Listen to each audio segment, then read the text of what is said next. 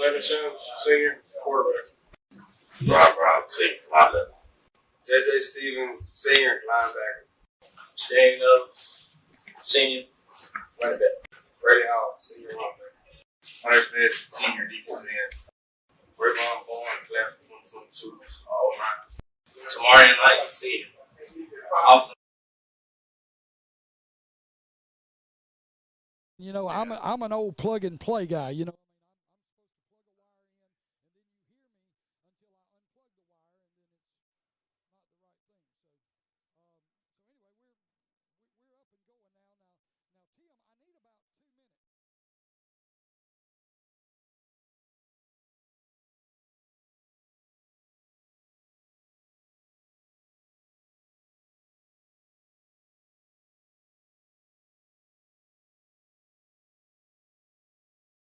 Landon Sims, senior, quarterback.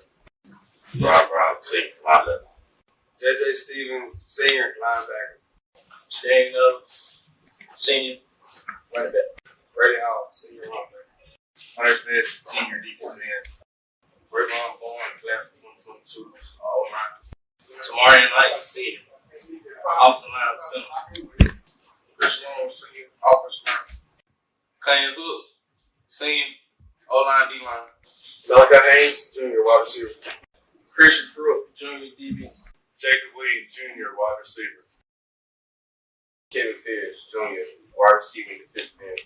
J.D. Boynton, class of 2023, offensive line. Nick Kane, junior, defensive line. Jacob Reed, junior, defensive line. Cesar Bell, junior, offensive line. Luke Bell, sophomore, defensive end, fullback. Carson Wilson, sophomore, wide receiver. Tyler Ray, sophomore, wide receiver. Sophomore, wide receiver. Secondary, sophomore, wide receiver. Devin Jake, Travis, 2024. I play running back, slide, DB. Hunter Mountain, sophomore, wide receiver. EJ Line, sophomore, right guard. Charlie Sasser, sophomore, offensive defensive line. Billy Hardy, sophomore, linebacker. Zeke McElhaney, offensive line, sophomore. Ryan Hood, safety. Gable Hood, class 2025, defensive line, offensive line. James McGee, freshman, offensive line, defensive line. Eli McElhaney, freshman, wide receiver. Kellen Jury, freshman, wide receiver. Corey Sims, freshman, fullback. Steve Clark, 8th grade, running back. Sam Root, 8th grade, quarterback.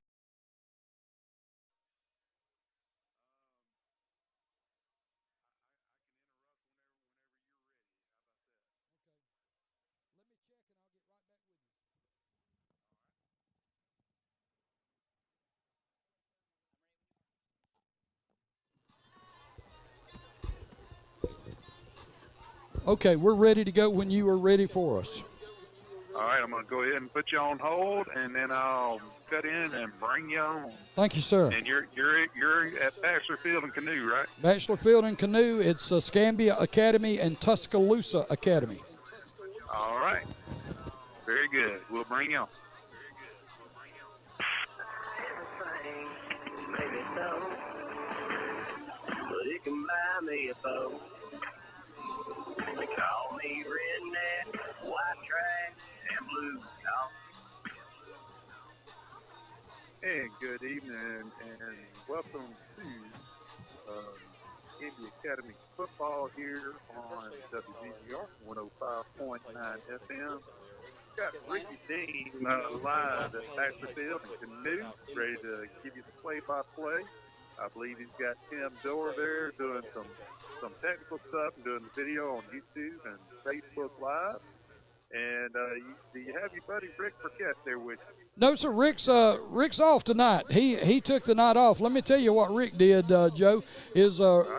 Rick just recently retired from his job, and so he is celebrating his retirement with his beautiful bride. So they're having a good time down at the beach and leaving me to do the work. But that's fine and dandy, because I appreciate and celebrate the fact that Rick gets to be retired and gets to enjoy his time doing other things right now while I still chase these footballs on Friday night. Rick's going to be back with me, though, before the year's over with. I'm just letting him enjoy his retirement.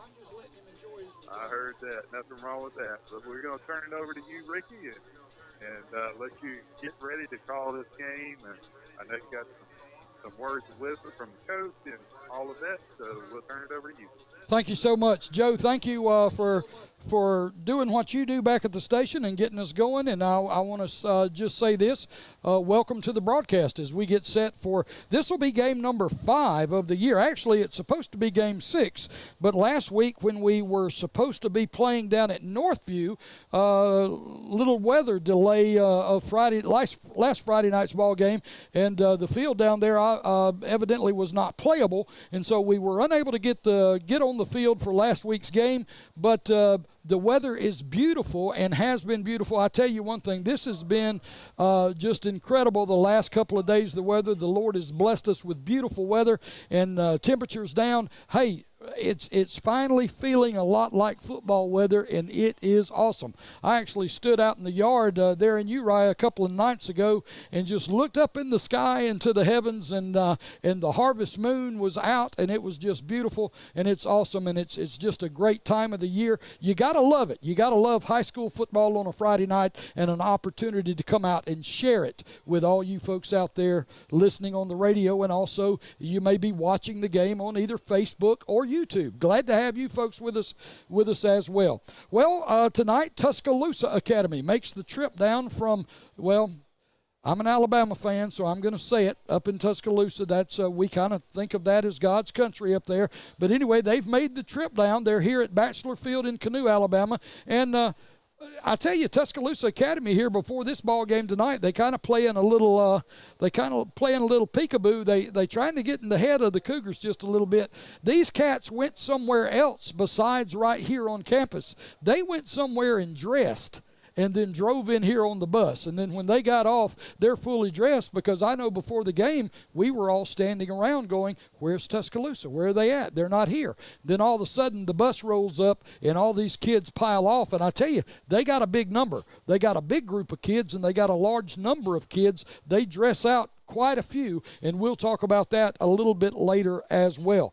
I'll tell you what we're going to do. We are not long away from having the Cougars have already done their pregame warm-ups and gone in. We're about 22 minutes away from the kickoff, scheduled for right after 7 o'clock. So what we're going to do is we'll take a 2-minute break, and then we'll come back and we'll hear what Coach Hugh Fountain had to say about this game against Tuscaloosa tonight as we get started on a Friday night. Another great Friday night for football. Glad to have you folks with us. And just sit back, relax, get you some popcorn, grill you a steak, save one for me, and let's play some football on Friday night. It's Escambia Academy against Tuscaloosa Academy. That game's coming up. You're listening to Cougar Football on WBZR 105.9 FM in Atmore, or you may be watching on Facebook or YouTube.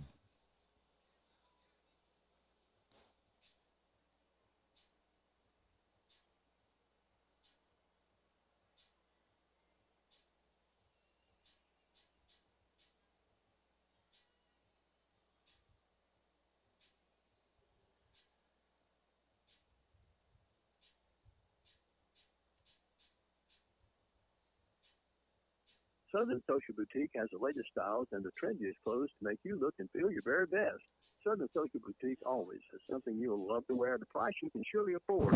And with all the excitement of football flying through the air, show your team pride with either Alabama or Auburn Game Day T-shirts, available now for adults and children. Like us on Facebook for continuing updates and new arriving merchandise. Visit our website at southernsocialboutique.com or visit us at our store location at 101 Main Street in downtown Atmore.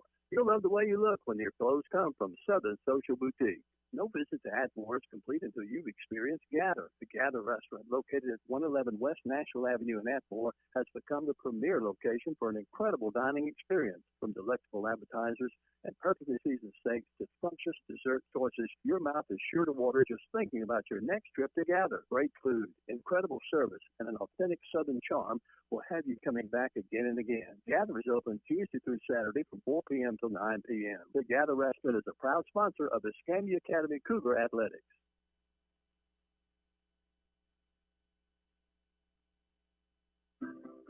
Here's some good policy from your local agent and Auto Owners Insurance. When your insurance policy comes from us, it comes with something extra, a real person. Don't buy from an insurance company with an 800 number and a voicemail menu. Auto Owners Insurance operates exclusively through local independent agencies here to help you 24/7.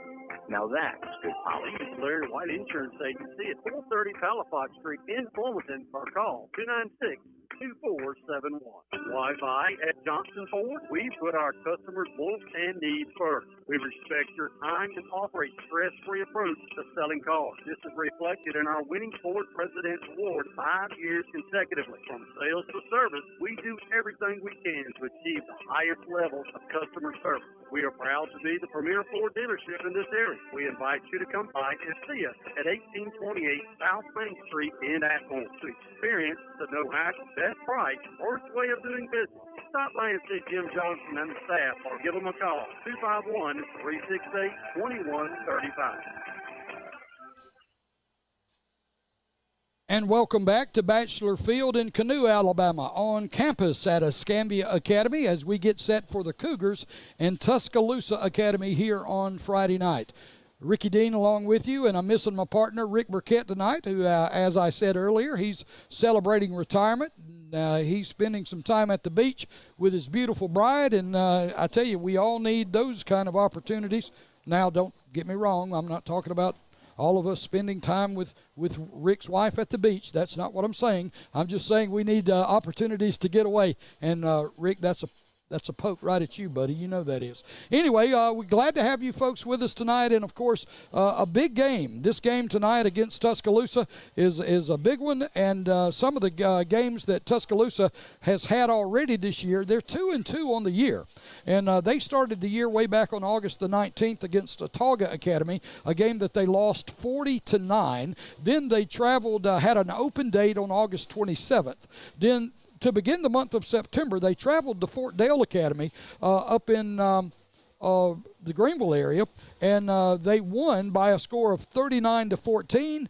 They went to Bessemer and won that ball game by a score of 27-6. They played a common opponent of Escambia Academy, and that was Patrician Academy.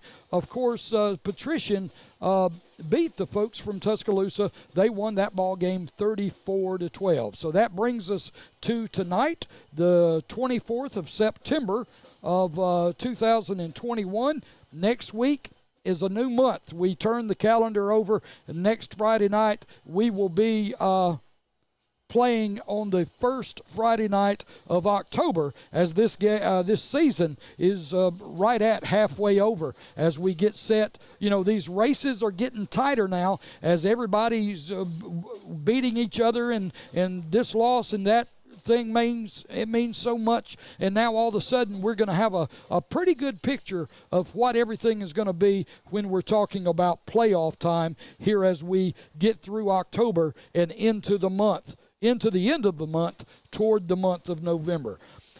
Coach Hugh Fountain, always a great interview. I got a chance to run into him prior to this ball game down on the field, and we're going to listen to Coach Hugh and see what he has to say about this bunch from Tuscaloosa who made the trip down here to play the Cougars tonight. Good evening, everybody, and welcome to Escambia Academy Cougar football on WBZR 105.9 FM in Atmore. A little bit before kickoff here in Canoe, Alabama, on this Friday evening. The last Friday evening in the month of September. We move into October next week. Cougars so far having a great season. Rolled off some wins. Got about 4 in a row that we rolled off.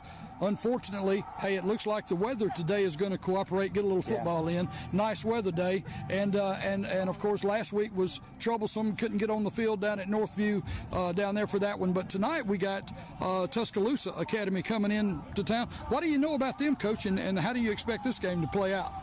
Well, obviously we know a lot about them because we played them through the years several times, and we know kind of, what kind of football team they always have. And they actually, their new head football coach is from over at Bessemer, Josh Wright. He left Bessemer and he went over there. So, it's going to be a different, we're looking for them to be more like the Bessemer football teams we played in the past, and then we kind of know that's what we're looking at.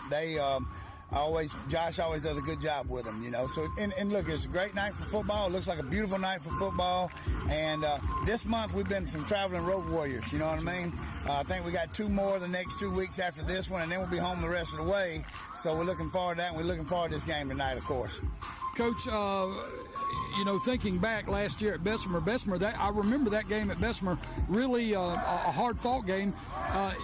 Offensively, from things that they've done at Bessemer, that Coach has done at Bessemer in the past, do you expect anything to give you any trouble as far as what they do offensively? Well, obviously, the players are the ones that always give you the trouble. You know how it goes. Even with us, the players are the most important thing to your schemes working well, And they have a 2 quarterback system. One that likes to run the football, the other that throws a little better.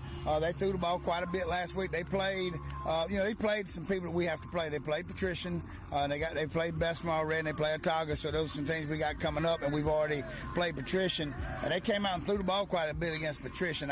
We kind of in the limbo to kind of what they're trying to do, where they try to attack us through the air tonight, where they try to attack us on the ground, but we do look for them to be a formidable opponent because they've got very good offensive skill people, and they're pretty big up front, so we'll see how that matches up with us. I think we'll be hungry tonight, Ricky. I hope we will. 2 weeks without a game for us, and we've been playing straight through. We hope will make us hungry. It looked like that in practice, like we were hungry to play a game. So, we're going to, hopefully that'll be what it turns out to be tonight. That's what we're looking for.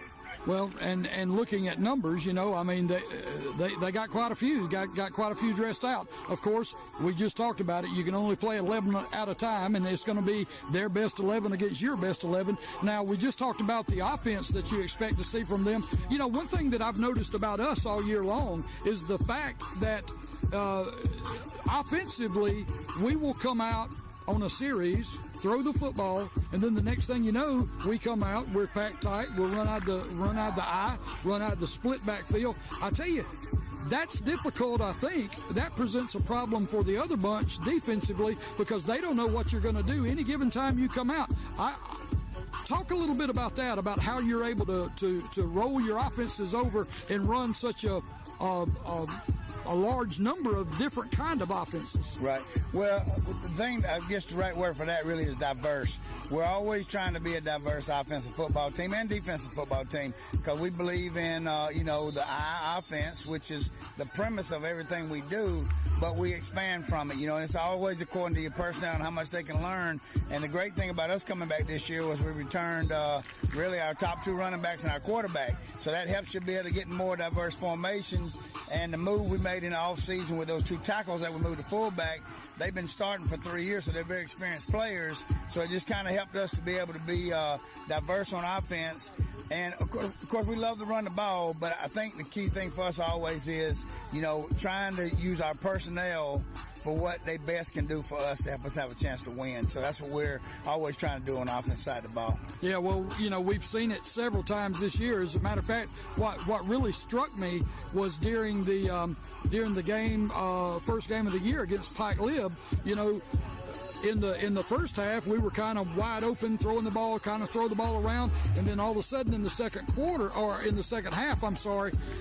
half, you come out, run the I, we're packed in tight, and really, Rick and I, my buddy Rick talked about during the broadcast. I mean, you come out in the third quarter and just basically ran the ball over the top of Pac Lib, and anytime you can do that, by the time you get to the fourth quarter, that defense is wore out, and I think that's what has happened a couple of times in our games. Well, the thing about it is we have a pretty big offensive line, and they're very aggressive, and they play hard and get after. I've been very proud of them. We usually play about 7 deep in the game on the offensive line, but we have weight. So what we tell them is, make them play us every play, block somebody, get a body on somebody, and then hopefully we can wear them out as the game goes on. That's normally what our key is in any game is, do we wear them down as the half goes on? Now, of course, in this weather, heat's not going to be nearly the factor it has been early in the season. But still, it's still wearing and tearing and pushing and shoving in a ball game when you're playing on offensive and defensive lines. And so we're hoping that we can actually, that can be something that can play in our favor in this game. We did go to Tuscaloosa and play in the spring game. We played with them in Banks up in Tuscaloosa back in May. And so, obviously, and they were very young at the time. The biggest thing I'm concerned about tonight is us not coming out with the proper focus because we played them in the spring, and we had our way with them pretty well in the spring. Right. But the truth of the matter is they're a very good football team. And with us, the key is that we come out and just play on all cylinders. But I think that we'll be hungry, like I said, because we've been off for 2 weeks. And I think this will give us an opportunity to really be hungry in this game, Well, Coach, I tell you, seeing everything that we got going on, as you said, it's a great night for football. We're here at home. We want a big crowd to come out. It's great for people to listen on the radio, but we need behinds in the seats and supporting these Cougars, and we want to see that. And Coach, what about injuries and anything? Do we have anybody that's kind of dinked up, or has that week off given us an opportunity to get back healthy? Well, it's actually that week off. Probably if we'd have played last week, we'd have been without probably 2 of our players last week. Of course, that had really nothing to do with the game at all with us because, I always, we want to play the games. That's just the key thing with us. We want to play the games. But, and we do have a schedule change too, Ricky. Next week, we're going to be playing Chipley instead of Sparta in Evergreen. So just to kind of, I don't even know if I told you that yesterday, but that's going to be a big game for us because they have an outstanding football team and they're a 3A public school. So it's going to be one that's going to really test us, But, of course, we got to get through tonight's ball game. And we look at every week as being a test for us to see what we got to do to get better so we can eventually, hopefully, play for the state championship. That's our ultimate goal. Right. But the injury situation, we're gonna tonight we look like everybody's gonna be able to go. But obviously, 1 or 2 of the guys may be limited. How about that? Maybe limited. Okay. Well, all right. Talk about the game next week going to Chipley. Now, Chipley, about 2.5 hours away. Right. Now, on the other hand, Evergreen and Sparta, about 40 minutes, 45 minutes up the road. What prompted the change from to the schedule? Gotcha. Well, the bottom line is, we want to play games every week if we can play games. And, we had the opportunity to play Chipley. I simply called them and asked them, do they want us to play Chipley instead? They're smaller than us. They have an outstanding season. I know the coach. I'm friends with Arthur Hudson. He's a good guy.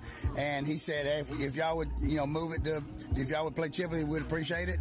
And so I told him I had the opportunity to do it. I would do it, because our game with Sparta was one that was scheduled by the state.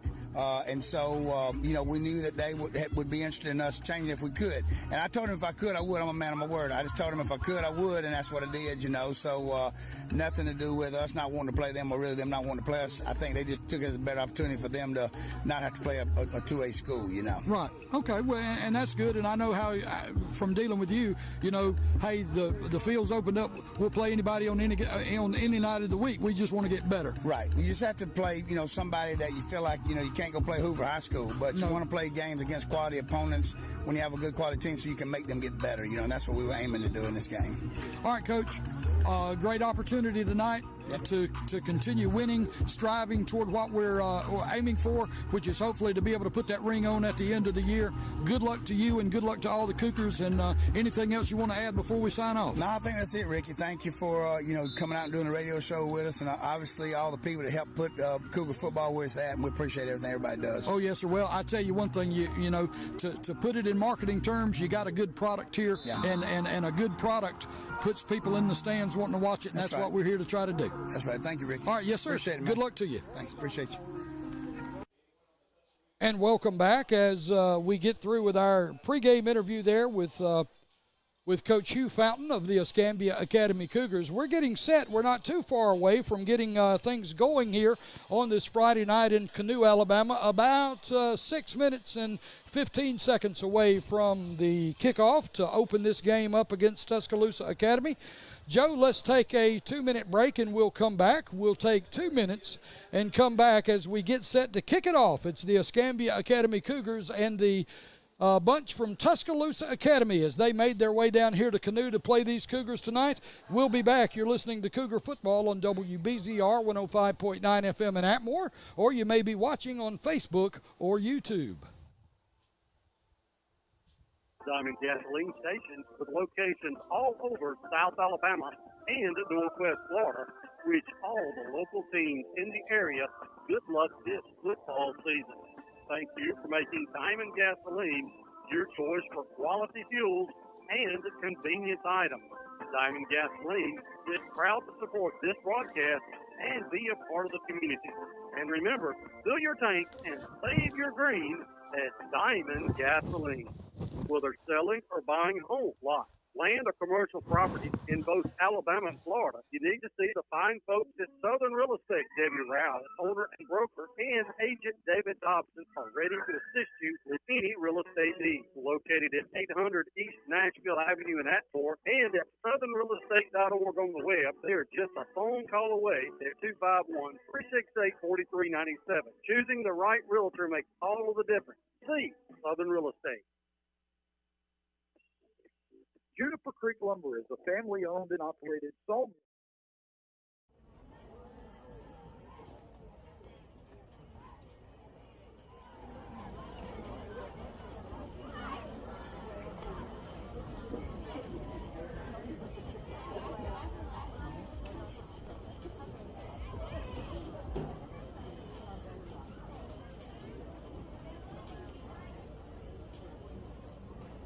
Specification. Check us out on Facebook.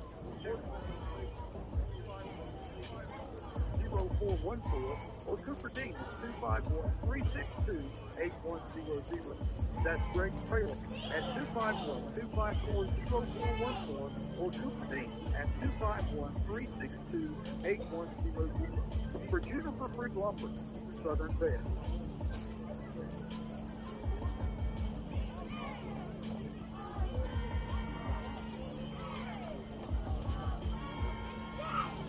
And welcome back as the captains are at midfield and the coin toss just occurred. Let's see what we got. It looks like the Cougars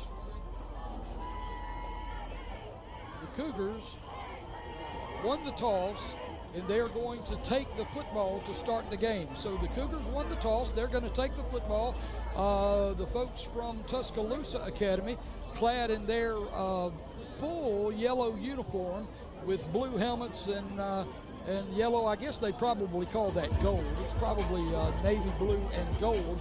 They will be kicking from the south end zone toward the north. The Cougars will receive the kickoff toward the north goal and will be going, if you're looking at your radio, they will be traveling north to south or left to right. So that's the way we'll get started as we get set to go with this ball game. And of course they're going to have in just a few moments the invocation followed by the national anthem, and we'll keep it here for that, even though, to be honest with you, the way things are enclosed here tonight because of the cooler weather, you may not be able to hear anything, so I'm going to talk a little softer so that I don't talk over everything, but I will just describe the action to you. What we will have here in just a few minutes will be all of that goings on.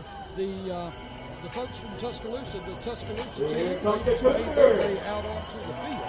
And so they're going to be out there, and here come the Cougars.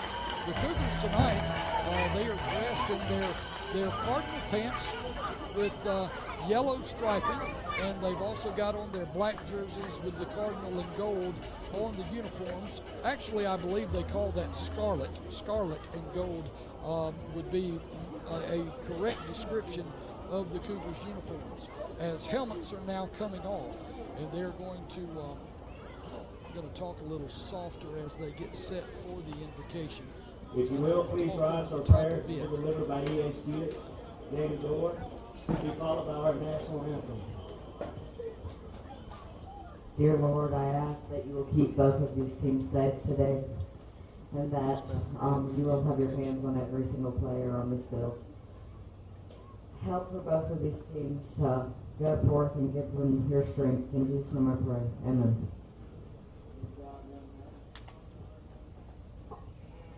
And now for the national anthem.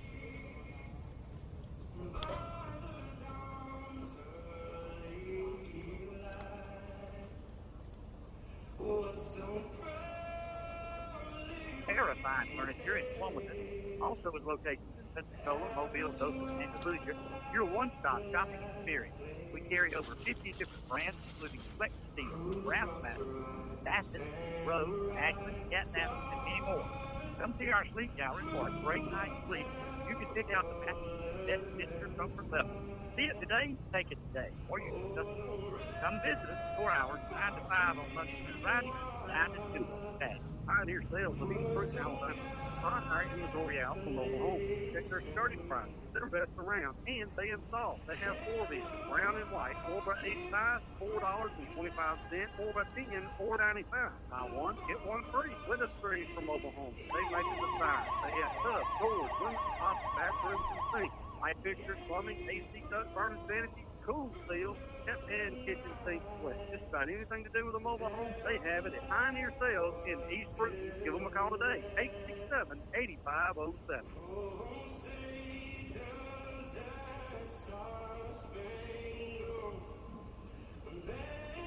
Good evening. This is Greg Albrecht, your state senator. It's great to be back under the lights of Friday night football.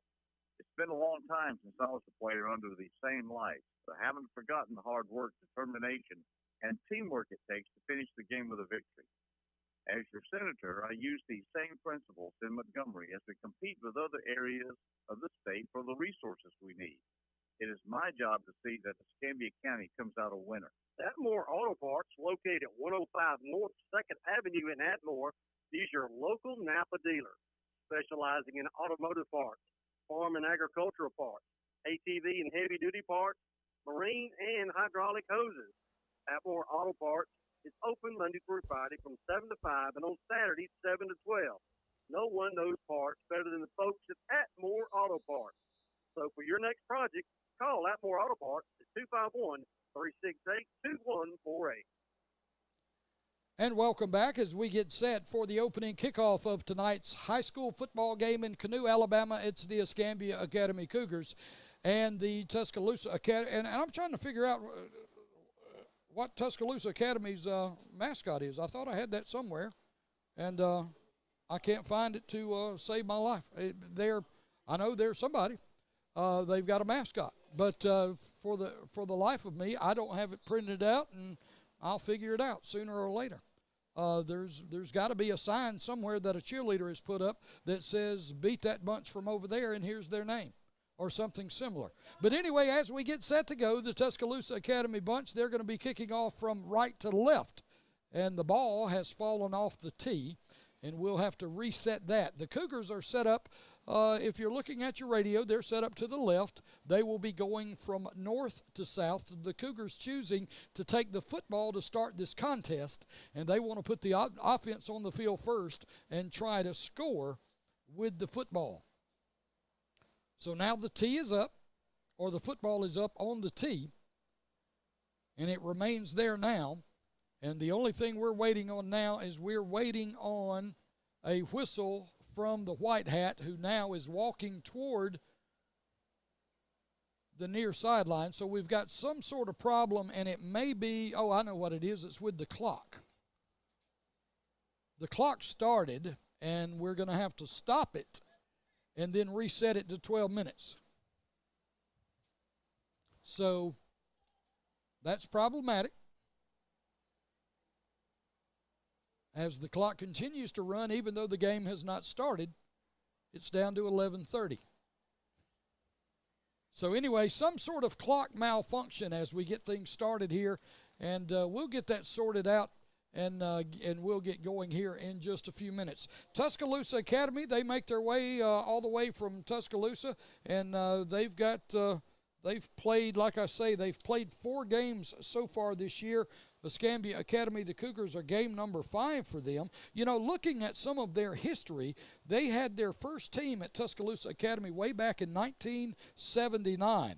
They went to the playoffs for the first time in 1986. They had their first playoff win in 1991. And back in 1993, they did not field a team. They had their first 11-win season was in 2008. That was also the year that they had their first 10-win season. They had a perfect season where they did nothing but win back in 2012, and they won 13 games that year to go 13-0. In that year, 2012, Tuscaloosa Academy won a state championship and won all the marbles. So now we've got 12 minutes. Well, no, we don't. We've got 11:35 set, and the clock is stopped. We may be, it looks like we're going to start this game keeping the clock on the field. So they're still trying to work on the clock. Everybody's turned around looking at the press box instead of looking at the field, so that tells me they're still taking a little more time to get it going. They've just unplugged it. You know, that's what the IT guys always say whenever my computer messes up at work. You know, that's usually the first thing they say. Have you unplugged it? No, I haven't unplugged it yet, but I'll try it. Well, they unplugged this one, and they got it back to 12 minutes, and then they just ran 2 seconds off of it and stopped it at 11:58. Now it's back to 12. It looks like it's running properly, and so would that be a reboot? I'm not that technical. I guess that's what they refer to as a reboot. They have rebooted the clock, and we're now at 12 minutes. So now everybody sprints off the field that's dressed in the stripes. We're fixing to hear a whistle, and we're ready to start some football. There's the whistle. Kicker's looking over his guys, and here we go as he approaches the football. Left-footed kicker, going to kick one high and end over end. It's going to be fielded on about the 10-yard line, and that looks like number 3, Christian Crook, as he's going to take the ball out to just about the 30, maybe the 31 is where it's going to be spotted. That's where it'll be first down and 10 Cougars as number 3, Christian Crook, brings the ball out and gets things started here at the start of the ball game. Cougars with the football on offense. Of course, the Cougars very rarely, if at all, do they get in a huddle. They're going to line up in the formation that they're going to be in. They're going to look to the sidelines, get the play signaled in, and then everybody checks their wristband and we're ready to go.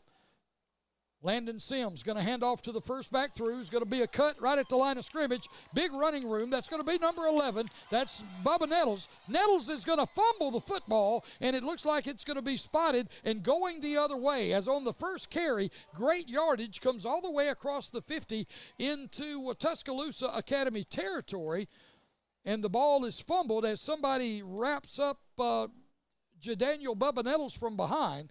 He fumbles the ball. Tuscaloosa recovers. And so after one play, the football's going the other way. Ball's going to be first down and 10 now for Tuscaloosa. They're going to have the ball spotted at the 32-yard line. 11:40 to go here in the first quarter.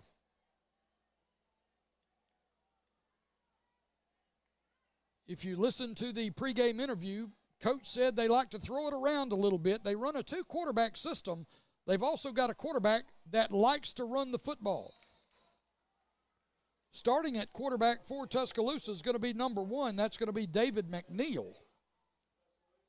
He hands off to the first back through. That play gains, looks like about 3 yards. It'll be second down and 7. Tuscaloosa with the football. They huddled. They break the huddle. They send a wide receiver wide to the right. Actually, it's a slot right and a single receiver to the left. 2 back in the backfield. It's going to be Jordan Evans is going to be 1. He's number 5. Try to get the number of the other one. We know the quarterback is number 1, McNeil. Long snap count. There's the handoff. No, they run the option to the other way. Cougars play good defense right there as they come up and take the option away. Christian Crook comes up, takes the option away, and that's going to bring up a third down now. Third down, and we'll call it 4 yards to go, as that play only gains about a yard. Third down, a long 4. Clock running. 10 minutes, 20 seconds left to go here in the first quarter.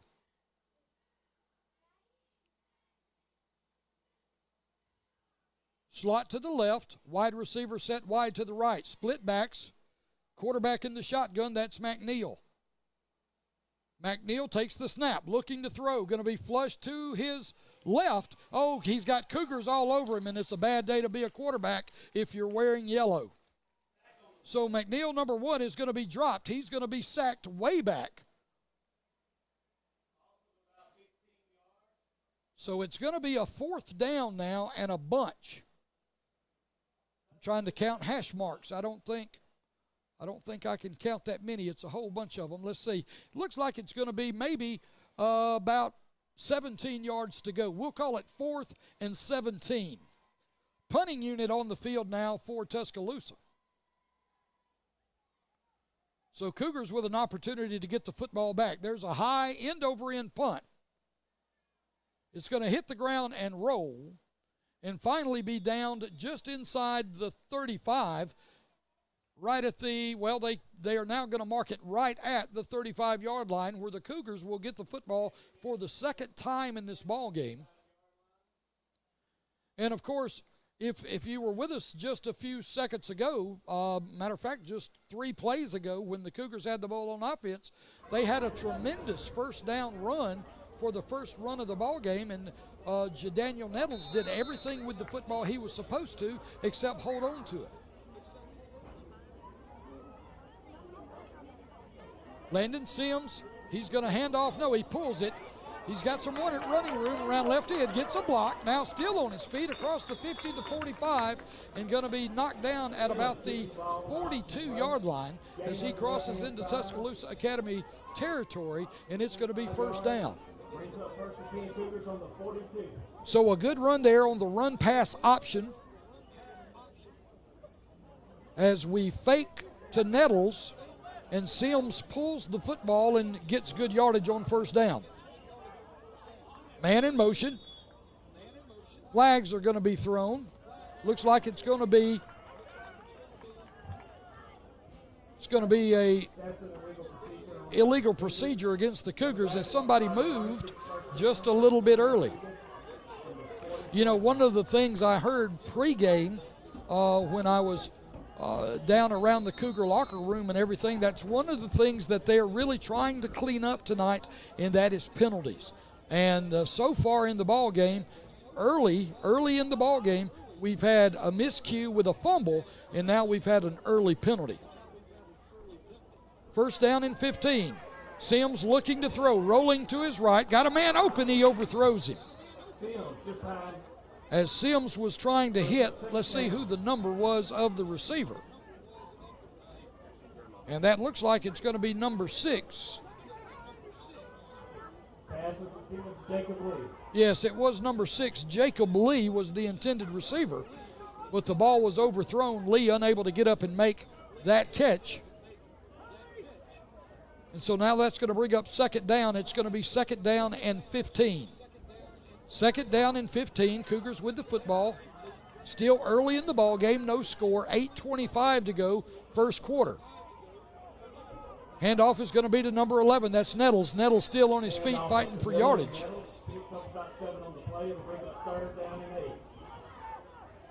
Let's see where they spot the football. Third down and 8. Actually, let's call it third down and 7.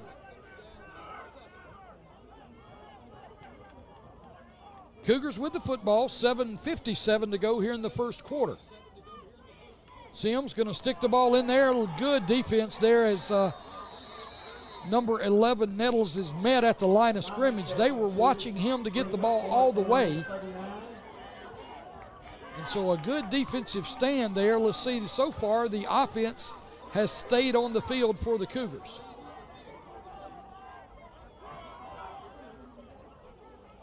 Couple of H-backs come out for the Cougars.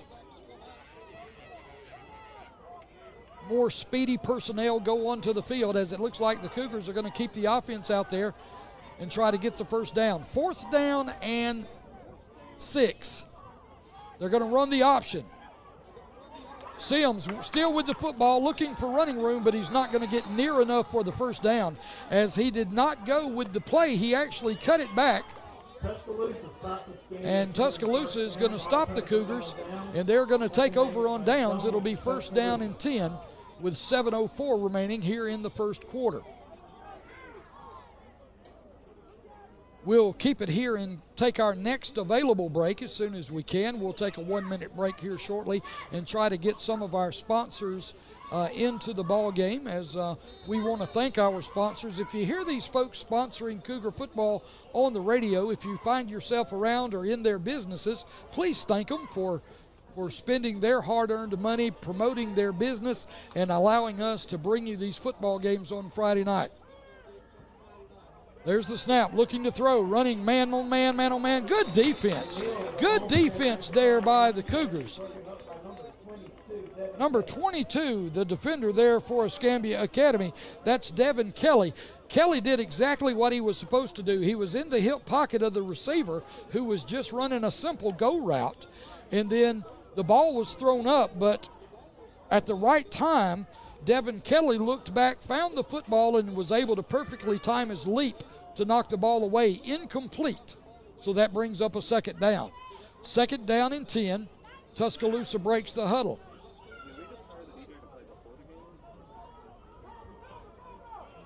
Now Tuscaloosa is going with a tighter set now. They got a couple of H-backs in there with a single setback back there with the quarterback. That's number 1 for Tuscaloosa. They run a little pitch play the other way. Good defense by the Cougars as they string that thing out far side, and they're able to make a strong tackle. So that is going to bring up 3rd down. And let's see, it looks like it's going to be about 3rd down and 9. The ball moved back inside the 35. We'll call it the 34.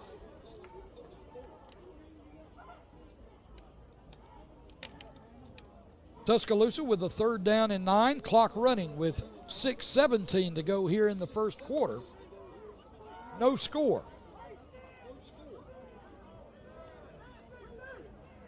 Tuscaloosa on offense. David McNeil, the quarterback. He's in the shotgun. Got a back there with him, but he's dropping straight back looking to throw. Now he's going to be flushed. He's got Cougars all over him, and they take him down. So McNeil is going to be dropped by a host of Cougars. And that's going to bring up 4th down. 4th down and 14.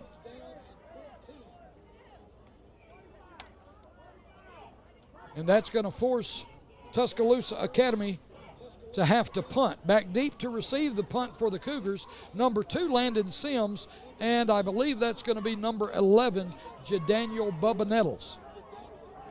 They'll be set up just across the 50, near midfield at about their own 45-yard line.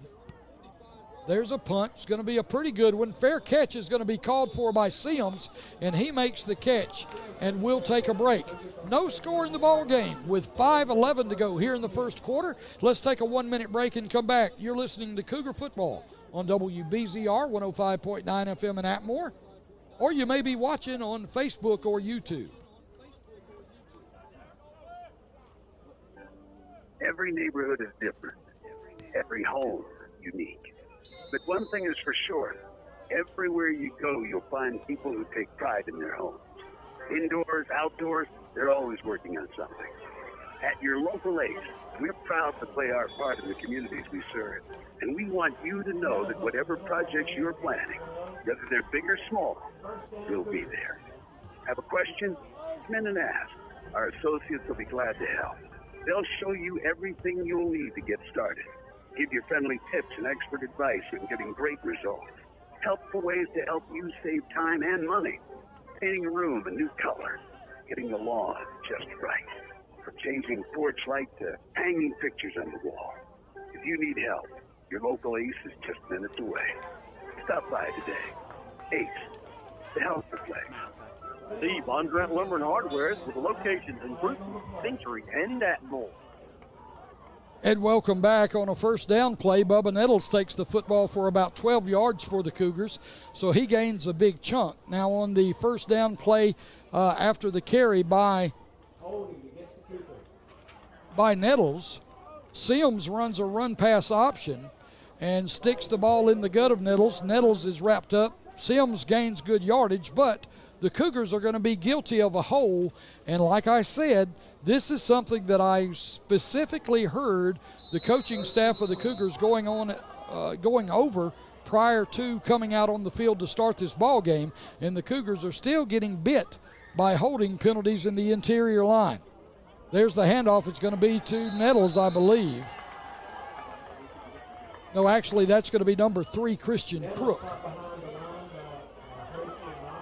They were looking for Crook all the way, and the Tuscaloosa defense makes a big stop right there. So after the penalty, the 10-yard holding call, and then the stop, it's now going to be second down, and it looks like it's going to be second down and about 20 yards to go. Cougars set in tight. Here comes a man in motion. Handoff is going to be around the other way. That's going to be number 22. It's going to be Devin Kelly. He drops the ball on the ground. A Tuscaloosa Academy player picks it up and takes it the distance into the end zone for a touchdown. So miscues so far early in this ball game have reared their ugly head. The Cougars have fumbled the ball now twice, lost them both, and one of them resulted in a defensive touchdown, a defensive scoop and score for Tuscaloosa Academy. So in the ball game with 3:33 to go here in the first quarter, Tuscaloosa leads by a score of 6-0. The point after touchdown coming, and I was watching this kid kick earlier for Tuscaloosa. And he's a pretty good little field goal kicker, as he will come out and kick the extra point left-footed. And I believe it's 25. It's going to be Patton Turnipseed, a junior. The lefty puts it up, but it's going to be blocked and no good. So some of the things that the coaching staff has been talking about prior to this game starting with these Cougars is really coming back to bite them. And it's basically clean play in the interior line with the holding calls and everything. And then also just just playing a clean football game.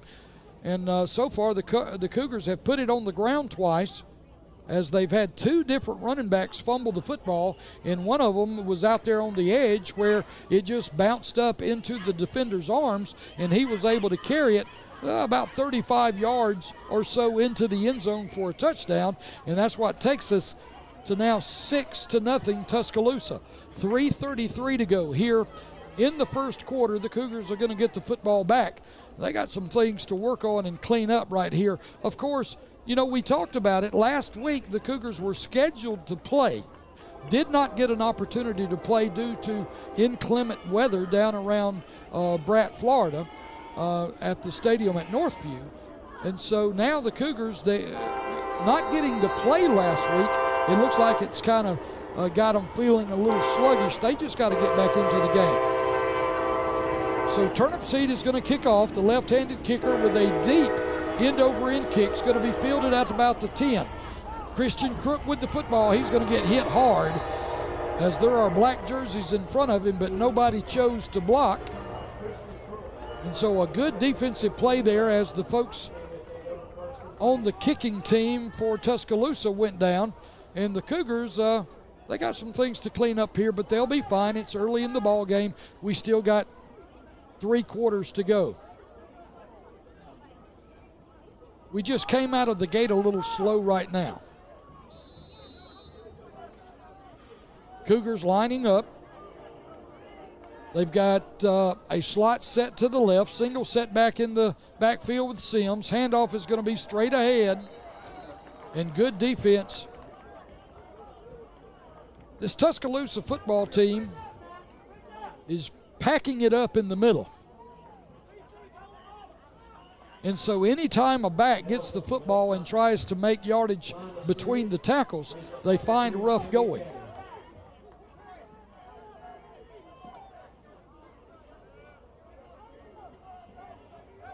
Personnel moving around. There's going to be a slot now to the right side.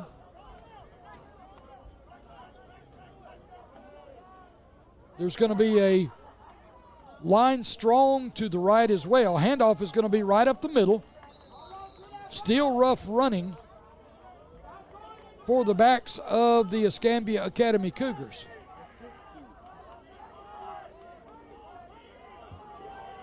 And they're just packing it in there and playing run defense. And that's a big defensive line, too. If you look at them across the way, that's a big group of kids. Battling for yardage, still battling. It's going to be enough for a first down on the third down carry. It was only third down and about 1.5 yards. And Nettles is going to get the first down. In the backfield, number 11 Nettles, number 3 is going to be Christian Crook. Landon Sims is the quarterback. Now going to the split backfield with a tight end and a slot to the right side. And let's see what we've got. We've got motion.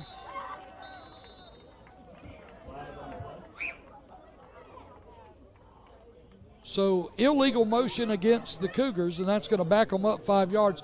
LaDaniel Nettles moved early, but I don't know, a lot of times, and I think it's just knowledge of the game at this point, but really if LaDaniel moves, he's okay because he's in the backfield to move, but the thing is you don't stop. You just got to keep going. Keep going like you're in motion, or just move over, stop, and then get back in a stance. One's a shift. Hard running there by number 2, the quarterback Landon Sims, as he keeps the ball around left end.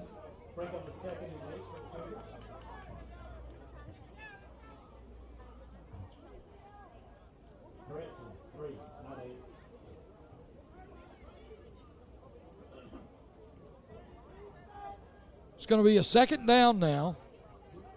Looks like a second down and about 7 yards to go.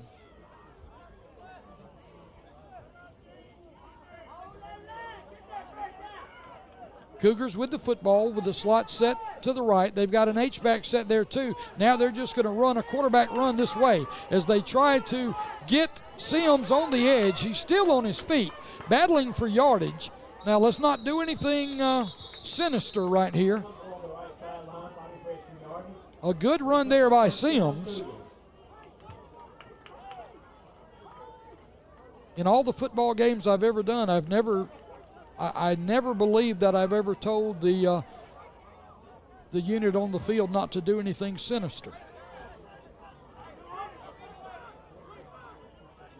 Sims going to hand it to Bubba Nettles. Bubba Nettles with running room, spins out of a tackle, got a lot of running room to the near side, goes over a man, still on his feet, battling for yardage, and now he's just going to be smothered and finally dropped at about the 30-yard line.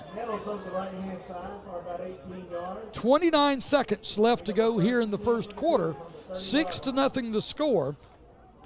Tuscaloosa Academy leading in the ball game, but the Cougars with the football and driving. Cougars starting to play a little more agitated right now. You can tell that maybe the physicality of the game is kind of turning them up just a little bit. And it seems like that the backs are running harder and the guys are blocking harder as well. Slot to the left, single setback. That's going to be number 11, actually number 2, Sims, as number 11 and number 2. I'm not sure what the confusion was, but Bubba Nettles ran up the back of his quarterback, number 2, Landon Sims. And it looks like there's going to be a timeout called. Actually, it's the end of the first quarter. So at the end of the first quarter, the score, Tuscaloosa Academy 6, Escambia Academy nothing. We'll take a break and come back. You're listening to Cougar Football on WBZR 105.9 FM in Atmore, or you may be watching on Facebook or YouTube. Southern Social Boutique has the latest styles and the trendiest clothes to make you look and feel your very best. Southern Social Boutique always has something you'll love to wear at a price you can surely afford. And with all the excitement of football flying through the air, show your team pride for either Alabama or Auburn game day t-shirts, available now for adults and children. Like us on Facebook for continued updates and new lively merchandise. Visit our website at southernsocialboutique.com or visit us at our store location at 101 Main Street in downtown Atmore. You'll love the way you look when your clothes come from Southern Social Boutique.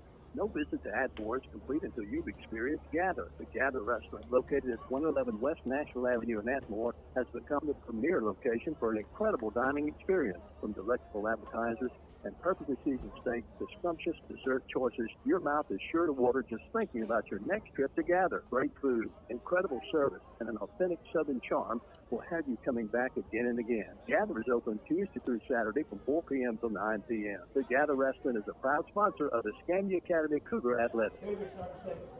And welcome back as we get started here in the second quarter. Cougars with the football. It's going to be second down and 10 as the ball is spotted at the Tuscaloosa Academy 30-yard line. Direct snap, that's going to be to number 11, Nettles. Nettles still on his feet, spins out of a tackle, still running, and he's going to get into the end zone and score as number 11, Bubba Nettles from, I guess we would call that the Wild Cougar. He takes the direct snap and goes 30 yards as he spins out of one tackle and is able to come left and then cut all the way across the field and go far side. He gets the ball into the end zone for a score, and that's going to tie the ball game up here on the first play of the second quarter. The score now, Cougars 6 and Tuscaloosa 6. So 11:49 to go here in the first half. And number 2, one of the bright spots of the Cougar football program over the past couple of years is the kicking of number 2, Landon Sims. There's the spot. The kick is up. The kick is going to be good, so the extra point is good, and the Cougars with a lead now of 7-6. So if you look back on what has happened so far in this ball game, really a rough first quarter for the Cougars. A couple of fumbles. And one of those was a scoop and score from about 35 or so yards by Tuscaloosa. And they've, failed to clean up some penalties. But still, whenever you can play, if I assess what just took place in the first quarter, I would say that the Cougars right now are performing not up to standard. You're performing not up to standard, but you're leading in the ball game now 7-6. So what the Cougars need to do is just simply clean some stuff up and get going, and this Cougar team will be fine. Tuscaloosa is going to get the football back as Landon Sims is going to kick the ball off. He'll tee it up at the 40, and now that we've changed ends of the field because of the change of quarter, the Cougars, if you're looking at your radio, they will be kicking from right to left or south to north. Landon Sims going to kick it. He approaches the ball. High end over end kick. It's going to be fielded back near the 10-yard line. Cougars make a tackle as the ball comes out across the 20-yard line. And there's going to be a late penalty flag as it gets tossed by the white hat right in the middle of the field. And that usually means that there was a little extracurricular going on somewhere out there, and it caught the eyes of the guy. Let's see, it's going to be a block in the back. So it was not extra, it was just illegal activity. So a block in the back. That's going to be assessed. So they will move the ball back, and that's where Tuscaloosa will take the ball first down and 10.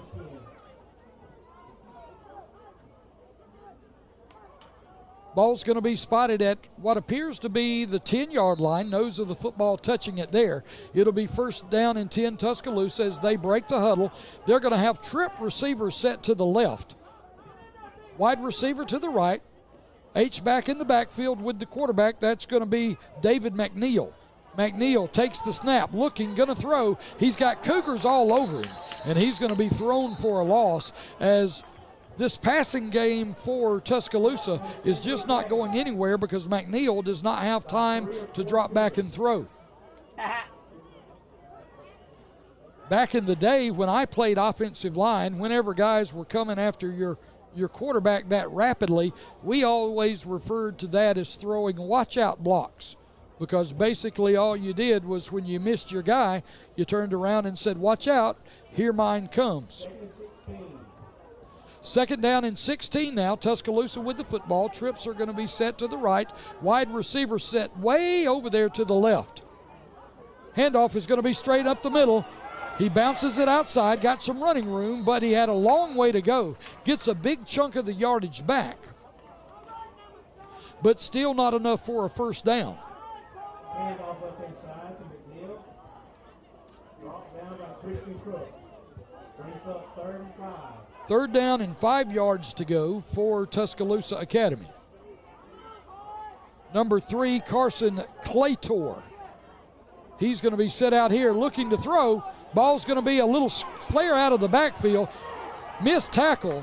The back continues to run, and so he's going to get a first down. That's going to be number 8, Tyler McNeil, on the catch and carry. He's 5'8", 155 pounds, and a sophomore.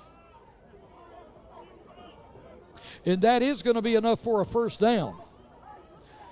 And really the problem there was just a missed tackle, as number 10 for the Cougars, J.J. Stevens, came out, was just unable to lock up, and he missed that tackle, and enough yardage gain there for the first down. Handoff is going to be right up the middle. Good defense by the Cougars.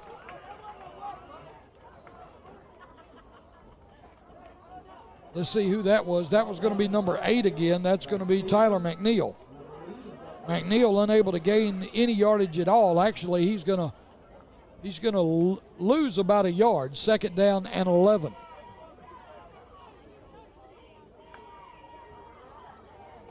Tuscaloosa breaks the huddle.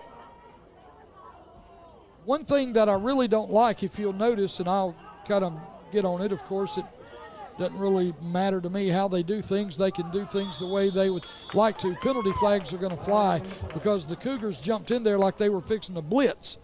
But movement on the line of scrimmage is going to back Tuscaloosa up 5 yards. But what I'm saying is, watch the way, if you're watching on the broadcast, on the video broadcast, Tuscaloosa gets in the huddle, but when they break it out, they just kind of meander to the line of scrimmage. And that's not the way you want your offensive line and offensive team breaking the huddle. When you break it crisp. You turn around and get your tail over the ball and get ready to go. And then that tells the defense, here we come, you got to stop us. But really, nothing much offensively intimidating about the way things are going here in this ball game. For Tuscaloosa, that is. Fumble on the play. Number 1, McNeil, has to dive on the football. He recovers. And actually, I believe that was not McNeil. That's going to be number 14.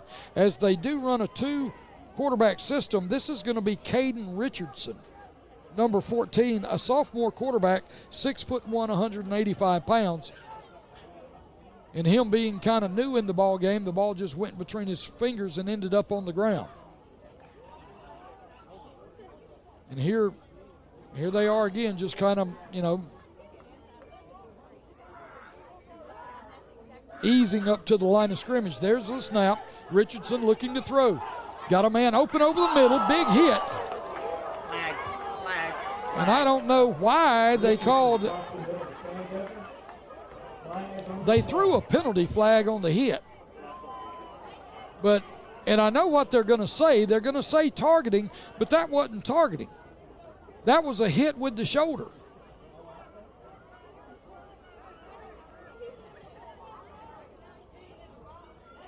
Now, I guess it could be on a defenseless receiver.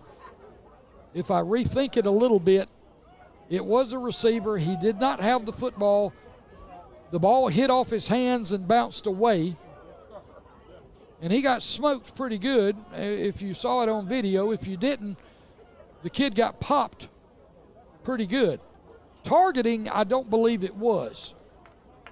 But it could have been a hit on a defenseless receiver. Let's see what they call it. The signal is yet to come. They're going to talk it over. And there again, you know, I mean, you can fuss about all this stuff if you want to, and I know I fuss about it a lot of times too, just because I come from that old school, the way we used to be taught. You can't teach it that way anymore. Still conversation going on. I saw a lot of shoulder on the hit, but then again, I'm not in the conversation down there. It's going to be it's going to be whatever the back judge saw and he called. Now they called. See, now that's not the right call either. They called pass interference, and it wasn't even close to being pass interference. They did call targeting. They called a personal foul targeting, but they also said pass interference. There was no pass interference on the play. If you wanted to call targeting, you could call it, even though I don't believe it was. I do believe it could have been a hit on a defenseless player, just because you've got a receiver going down the field who basically is looking back for the football, and as the ball touches his fingers, he got smoked.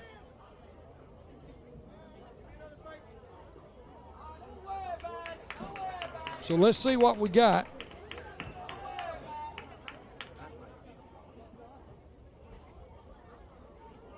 Number 2,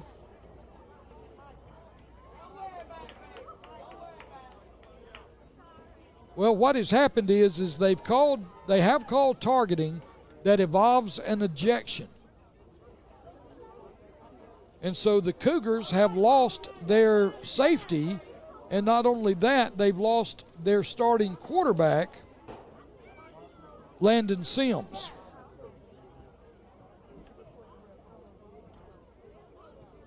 So still a lot of conversation going on the field, and you know, call it what you may, they're trying to get an explanation from the back judge, who he is down there in the conversation now explaining his point of view, but I don't believe it's going to change anything. Landon Sims, the starting quarterback for the Cougars and the starting safety on defense, has been found guilty of targeting and has been ejected from the game. Let's take a 1-minute break and come back while the conversation continues. You're listening to Escambia Academy Cougar Football on WBZR 105.9 FM in Atmore. Here's some good policy from your local agent and Auto Owners Insurance. When your insurance policy comes from us, it comes with something extra, a real person. Go buy from an insurance company with an 800 number and a voicemail menu.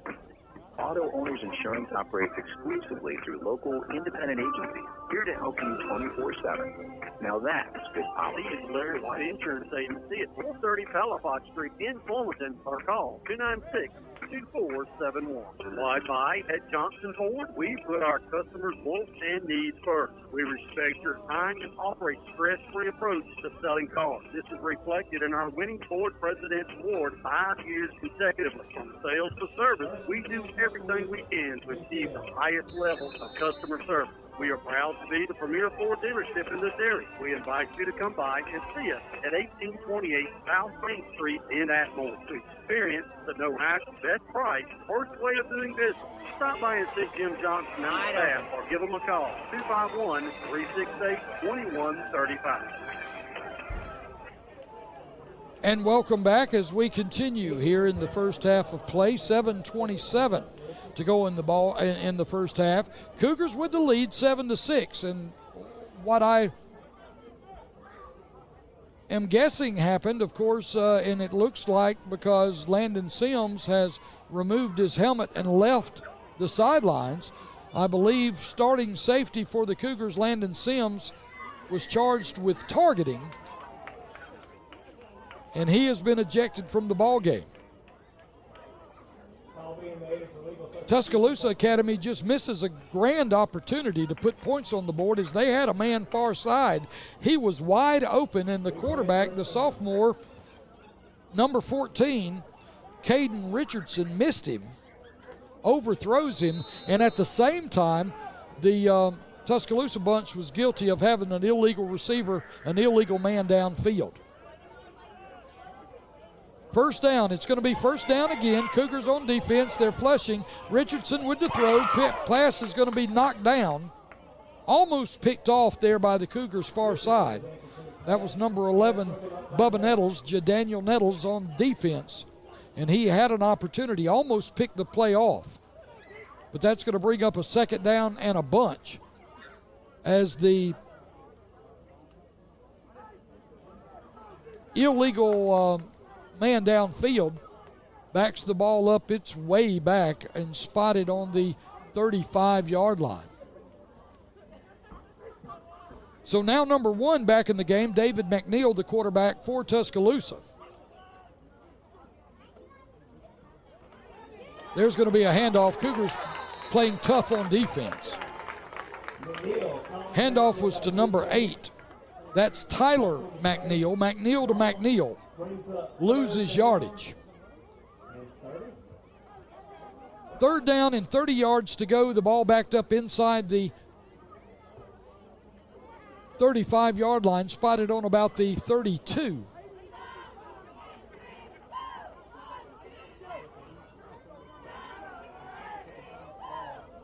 Twin slots. Single setback. Oh, good defense there by the Cougars as number 10, J.J. Stevens, who has been having trouble with his right shoulder. He comes on the blitz, untouched, takes down the quarterback, and J.J.'s hurting. But he's a tough kid. He's going to stay in the game, but you can tell he's in some pain. So after the sack, I can't even do that math. It's a long way to go. It's fourth down, and Tuscaloosa is going to be forced to punt the football. What's going to be interesting now is when the Cougar offense comes back on the field, what are we going to do at quarterback? There's the snap. Punt is up and away. Going to be short. Everybody needs to turn around and find the football. It's going to hit the ground and take a Tuscaloosa bounce and end up rolling out of bounds at about the 35-yard line. That's where it'll be spotted first down and 10 for the Cougars. So let's see what the Cougars do here offensively. Number 6, Jacob Lee, appears to be in the game, and he may be going in at quarterback. Like I say, starting quarterback number 2, the senior.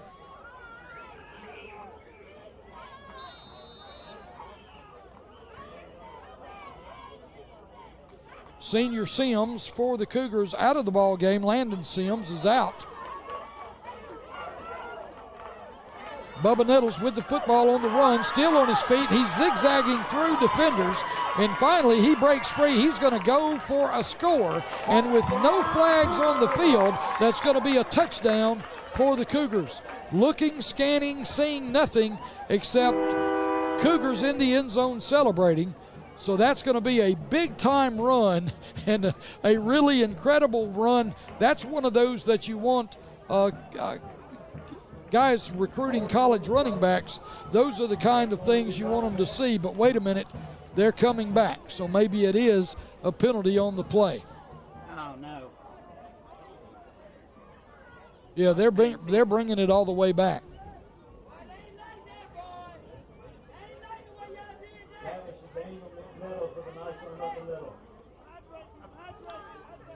So Daniel Nettles goes the distance, but it looks like a holding call against the Cougars. And so penalties, again, rearing their head here tonight and costing the Cougars 6 points on the board. It'll now bring up first down and 20 after the penalty yardage is marked off.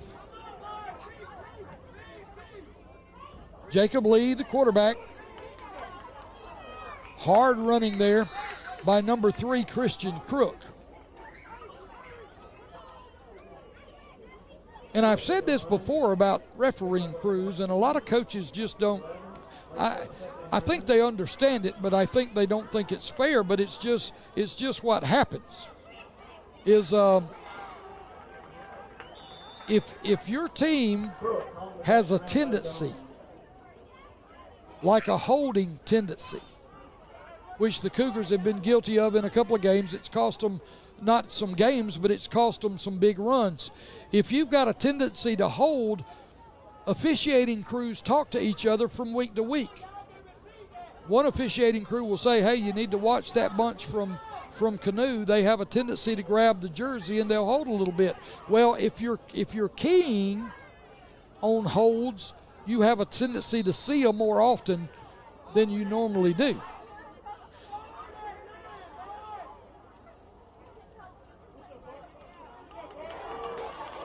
Number 11, Nettles on the carries, bouncing around, bouncing off tacklers. A little hard for me to say, bouncing off tacklers all the way out to near the 50. It's going to be a first down.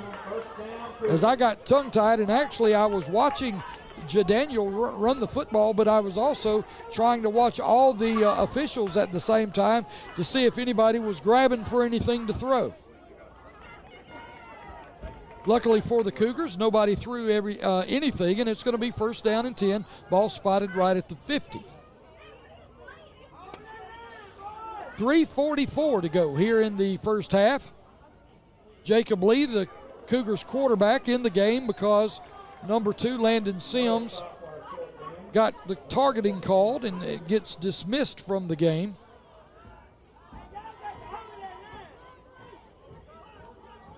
Play gains 1 yard, second down and 1. It's a short one. And wholesale personnel changes here for the Cougars as number 10, J.J. Stevens, goes into the ball game. Also number 14, Brady Howell, is in the game for the Cougars. Man in motion. Run is going to be straight up the middle. Ball is going to be fumbled again. So Tuscaloosa is going to be given the football again, as it appeared Jadaniel Nettles, going up the middle, fighting for more yardage, ends up losing the football. And so that is the third fumble given up in this ball game by the Cougars. But they still lead in the game by a score of 7-6. 2:54 to go here in the first half. And the Cougars have fumbled the football 3 times here in the first half, and they've lost all 3. Now, I'm going to say all that to say this. These are the kind of games that you got to gut check yourself and find a way to win. You've lost your starting quarterback. You fumbled 3 times and lost all 3. One of those was a scoop and score for a touchdown, but you're still ahead in the ball game. Cougars playing good defense. Caden Richardson back in at quarterback for Tuscaloosa.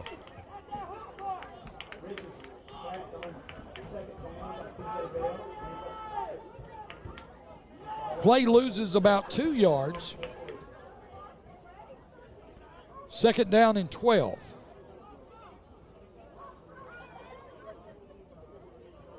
Ball spotted back on the Tuscaloosa 38-yard line.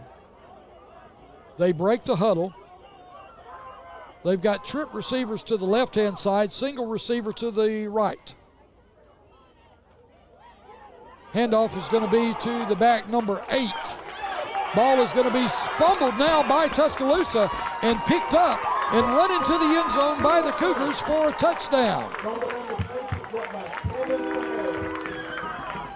So the Cougars return the favor. They score on a touchdown by number 7, Kevin Farish, as Tuscaloosa fumbled the football.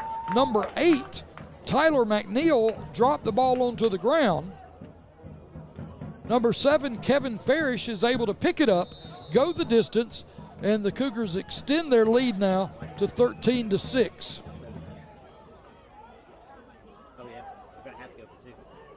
Cougars going for 2. Direct snap to Bubba Nettles, number 11, as he ducks his head and goes into the end zone from 3 yards out. He's in there for a 2-point conversion. And the Cougars now lead by a score of 15-6. A minute 55 to go here in the first half. We'll take a break and come back. You're listening to Cougar Football on WBZR 105.9 FM in Atmore, or you may be watching on Facebook or YouTube. Diamond Gasoline Station with locations all over South Alabama and Northwest Florida, which all the local teams in the area just love this football season. Thank you for making Diamond Gasoline your choice for quality fuel and convenience items. Diamond Gasoline is proud to support this broadcast and be a part of the community. And remember, fill your tank and save your dreams at Diamond Gasoline. Whether selling or buying homes, lots, land, or commercial property in both Alabama and Florida, you need to see the fine folks at Southern Real Estate. Debbie Rao, owner and broker, and agent David Dobson are ready to assist you with any real estate needs. Located at 800 East Nashville Avenue in Atmore and at southernrealestate.org on the web, they are just a phone call away at 251-368-4397. Choosing the right realtor makes all of the difference. See Southern Real Estate. Welcome back as we kick the ball off to Tuscaloosa following the Cougar touchdown. Low line drive kick, end over end. Going to be handled out there by, it looked like number 5 had the football for Tuscaloosa. Tuscaloosa Academy's number 5 is Jordan Evans.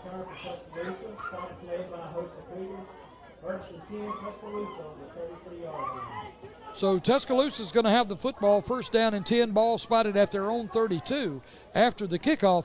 You know, you talk about feeling fortunate because the Cougars have practically handed opportunities to Tuscaloosa, but they still lead in the game by a score of 15-6.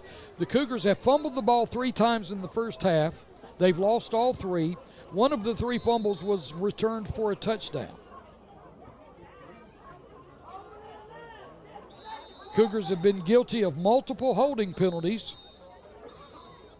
Timeout is going to be called on the field, and it's going to be called by Tuscaloosa. So anyway, just kind of talking about what all has gone on, this has really been kind of an ugly first half for the Cougars. You know that the coaching staff right now cannot be pleased with anything except for the scoreboard. You know, I walked through prior to coming out on the field before the game, and Coach Mike Sims was really challenging this football team to play clean, to clean up holding penalties, to not do things like lay the ball on the ground, and everything that he talked about so far prior to game time has come true, not come true, but has backfired, and we've seen the Cougars lay the football on the ground and be called for multiple holding penalties. But, like I said, all that being said, whenever you can play that uncharacteristically the way they have and still be leading in the football game tells a lot about how good your team is, number one. And number two, it tells about their character. They talk about their character. And so Cougars are looking to just get out of this half, and let's get in and talk about it at halftime and come back out and clean it up in the second. There's the snap. Cougars rushing the quarterback. He's flushed, still looking to throw, going to throw it. Nobody there, and that's got to be intentional grounding. There's nobody there.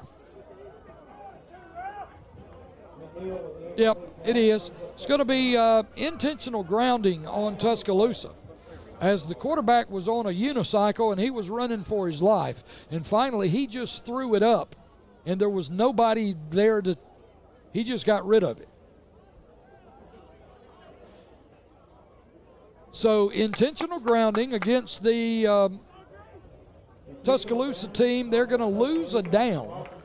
So it'll be second down now, and the penalty yardage is going to back the ball all the way back. Let's see, that's going to be a long way to go. It's going to be spotted down It appears to be about the 10-yard line. Quarterback takes the snap, whistles. Play is going to stop. That's going to be number 14 in now at quarterback. And I believe what this two-quarterback system that Tuscaloosa runs, number 14 is your passing quarterback. He's got a little bit better arm, Caden Richardson does.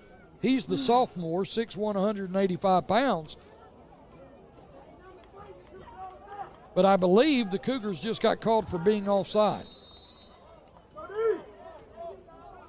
So the ball moved up 5 yards. It'll be second down still. Ball spotted on the 15. Richardson still the quarterback. Takes the snap, looking to throw. Still looking, got a man open outside. Don't do that. And what I was talking about was, it was an incomplete pass. Number 4 there for the Cougars on defense is Brian Brown, and he's a good defender. But Brown missed an opportunity, or let me say not missed an opportunity. He did not take an opportunity to smoke a kid that just let a pass go between his hands. It's easy to want to get that big hit, but in this day and age of the way they're teaching football now, you can't do that. They're trying to protect the kids that are out there and not looking to get hit. Third down and 35. Play is run. Cougars defense going to stop the play. And the cool thing is they're going to get the football back, or the Cougars, with a minute 18. Minute 18 right now, but it's going to bring up a fourth down. And so a timeout is going to be called, and the Cougars are going to get an opportunity with just a minute 18 left to go here in the first half. We'll keep it here. But the Cougars with another opportunity to score here before going in at halftime, and as poorly as we have looked a couple of times in the game, laying the ball on the field 3 times on offense and having a defensive scoop and score for a touchdown. A lot of holding penalties and different things going on. The Cougars, if they could score, they could be up 21 or 22 to nothing. Or I'm sorry, to 6, which is just amazing. But there again, that just tells you that this team dressed in scarlet and black, they're a good football team. There's no doubt about that. When you can overcome the adversity that they have put themselves on, I mean, they're shooting themselves in the foot here in the first half. So the Cougars are going to get the ball back on a punt. Jadaniel Nettles back deep to receive, number 11. There's the punt, going to be high end over end. Nettles backing up. He's going to get away from it. Ball is going to settle and be down to at about the 49-yard line. So the Cougars are going to take over first down and 10. The ball in Tuscaloosa Academy territory. And if you're just joining us, Jacob Lee in at quarterback for the Cougars, as he went in after number 2 Landon Sims, who was playing defense at the time, was called for targeting and ejected from the football game. There's the snap. Handoff is going to be to Nettles coming near side. He's going to lower his head, run over a man or two, and get the ball across the 45, inside the 45, down to about the 43-yard line. Hurry up offense for the Cougars. Ball inside a minute to play here, 50 seconds to go in the first half. Lee looking to throw. Left-handed Lee as he rolls to his right, looking to throw. He's still on his feet. He's got to run. He gets enough for a first down. So a good job there by Jacob Lee, as he didn't see anyone open down the field. He just grabs the ball, takes it, and runs around right in, and the Cougars are going to be found guilty of another hold.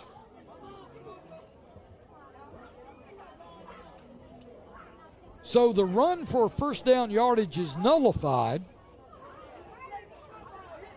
And from the spot of the foul, the line of scrimmage was about the 49. Spot of the foul looked like to be about the 48, so they're going to back the ball up 10 yards from there. And the Cougars are just struggling. They are struggling with the holding calls on the offensive line. Jay, stop. And you know, one thing I've said before, of course, it doesn't bode very well here. You know, if you don't get called holding, it's called a good block. But if you get caught holding, it's a penalty, and it costs your team 10 yards. And it looks like the Cougars, you know, one of the things that the coaches talked about was not holding, about not being lazy with your feet, moving your feet. You know, what happens is when you feel like you're getting beat as an offensive lineman, you reach out and hold. As a matter of fact, you know, thinking back of when I played offensive guard at Escambia County High School in Atmore, I got called for one holding call on myself all year long. Now, that doesn't mean I didn't hold, but only that one time. I held every game. I only got caught the one time, but the whole reason was we were playing on a Halloween night in 1980, and we were playing Williamson High School out of Mobile, and I had a guy on me that was a defensive tackle, but he could move, he could fly. And he beat me, and I reached out and grabbed him. And, you know, the whole thing was when I reached out and grabbed him, and the ref said, "Hey, 57, you're holding." And I said, "Ref, how are you calling me holding?" He looked at me and said, "You've been holding him all night." I said, "Yeah, you're right." So I had to just, you know, say, yeah. And that's true, you know, and there the Cougars have been called for holding again.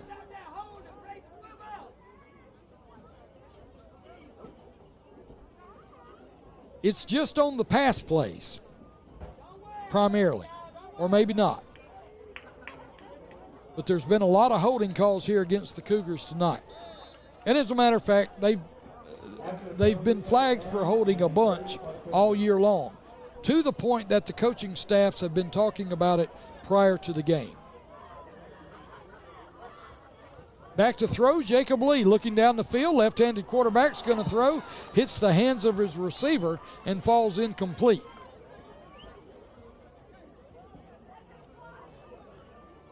.27.5 seconds left to go here in the first half.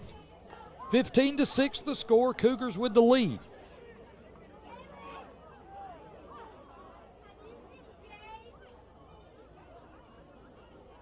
And, of course, the Cougars are just trying to get something going and score early. You know, Jacob Lee's got an opportunity here to try to complete a pass. He's going to throw the ball out. It's going to be a little flare out of the backfield. Blocks out there. Good defensive tackle there by Tuscaloosa Academy's number 3. That's going to be Carson Clater. And now Tuscaloosa's going to take a timeout as the Cougars are going to be faced with a 4th down. So 18 seconds left. They're going to set up a punt block more than likely. And they're going to come after Jacob Lee will be doing the punting for the Cougars. So they're going to come after Lee and try to block it. Because really, I don't see the point of them trying to set up a return, because athletically, I don't believe they're as gifted as the Cougars are. What I think they're going to do is line up and just bring everybody and try to block the punt.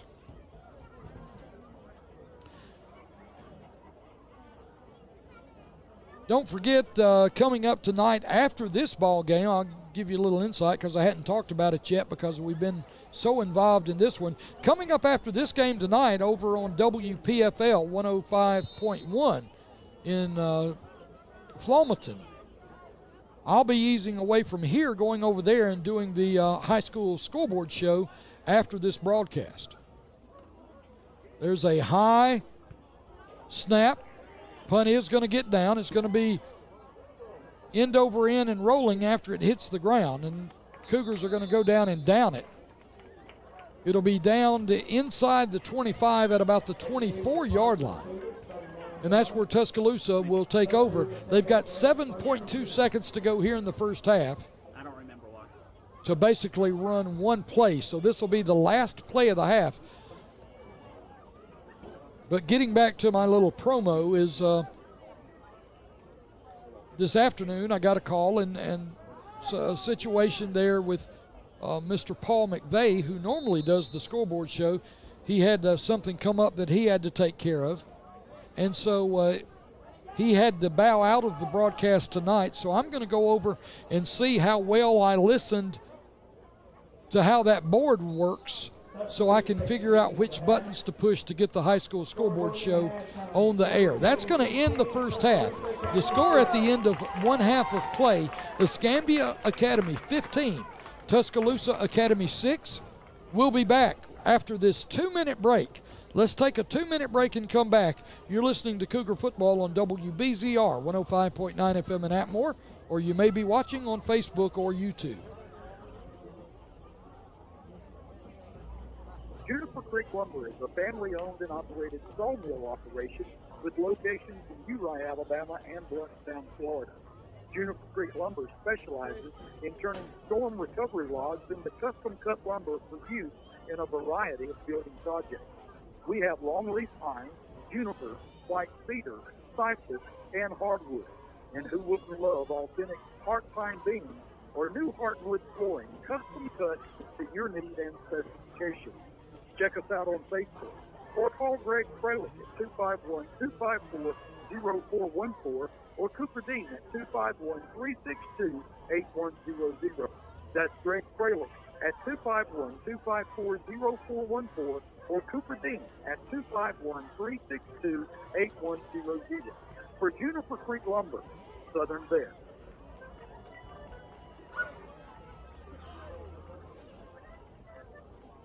Barra Fine Furniture in Wilmington, also with locations in Pensacola, Mobile, Dothan, and Andalusia, your one-stop shopping experience.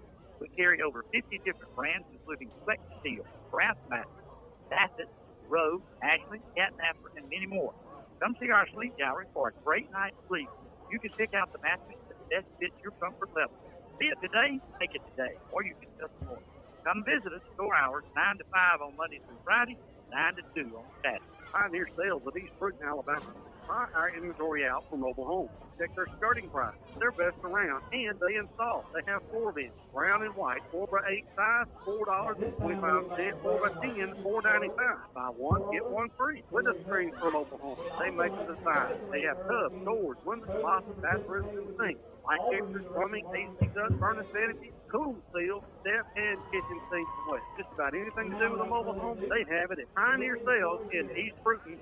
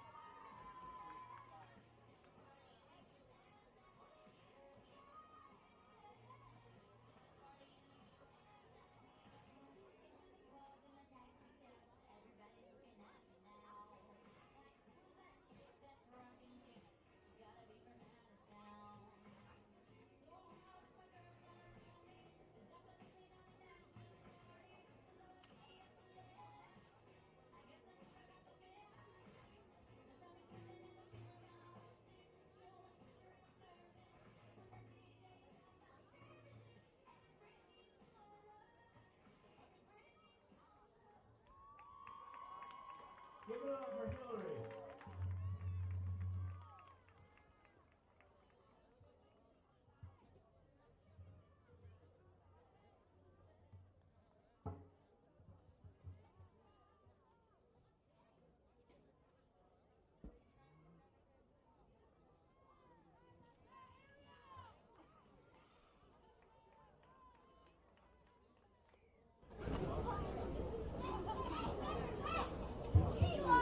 this time, we'd like to recognize our varsity cheerleaders. Starting out with freshman Anna Tessa Robinson.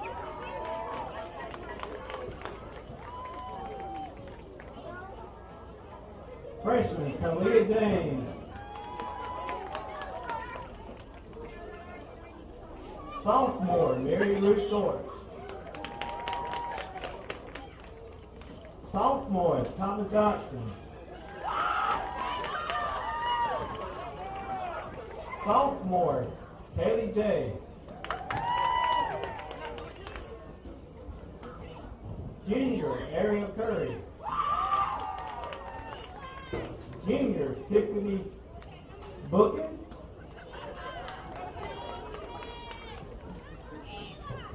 And junior Abby Kate Helton.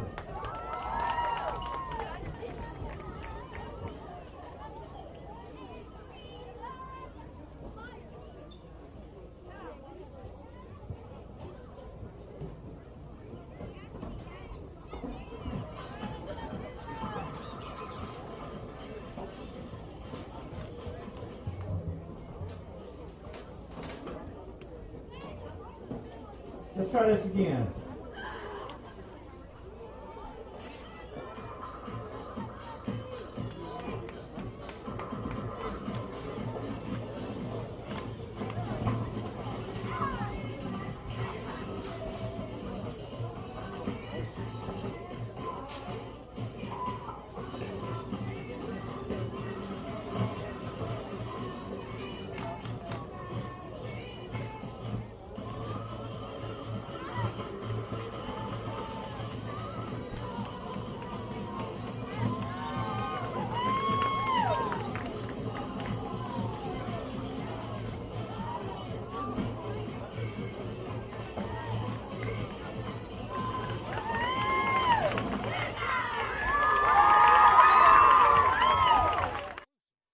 But here's the deal. You got to be able to do it without committing the holding penalties and holding calls. Now, what do I expect? I expect that's what the Cougars may end up doing. They're up in the ball game. They've got to eliminate mistakes. They're probably going to come up, go tight, I formation, split backfield, tighten everybody in tight, and let's run the football and try to run the ball over the top of Tuscaloosa to start the third quarter. Now, the thing is the Cougars took the ball to begin the game. Tuscaloosa gets the ball first to start the second half. If you are just joining us, one of the problems that the Cougars have is, of course, you're talking about two-way football, so you've got a lot of two-way players. The Cougars starting quarterback, Landon Sims, also plays on defense. He plays safety. He got called for a targeting call in the second quarter, early in the second quarter of the ball game, and he got ejected from the game. Now, here's the deal, is because he got called for the targeting call in the first half and got ejected, he's going to sit out for the rest of the first half and all of the second half. That means he does not have to sit out when we go to Chipley next weekend. So he'll be back and able to start the game next week. But the problem is, what makes it problematic for the Cougars is you just got to play without your starting quarterback for the remainder of this game. Now, with all that being said, you got a quarterback in Jacob Lee who's probably going to end up being your quarterback in the future. The quarterback right now, Landon Sims, is a senior. The quarterback that is in the game now for the Cougars is going to be Jacob Lee. Jacob Lee is a junior, if I remember correctly, because he was a sophomore last year when he played on the football team and on the baseball team. So this is your quarterback that is going to be your future quarterback that is now getting game repetitions against a full-speed opponent, which is big.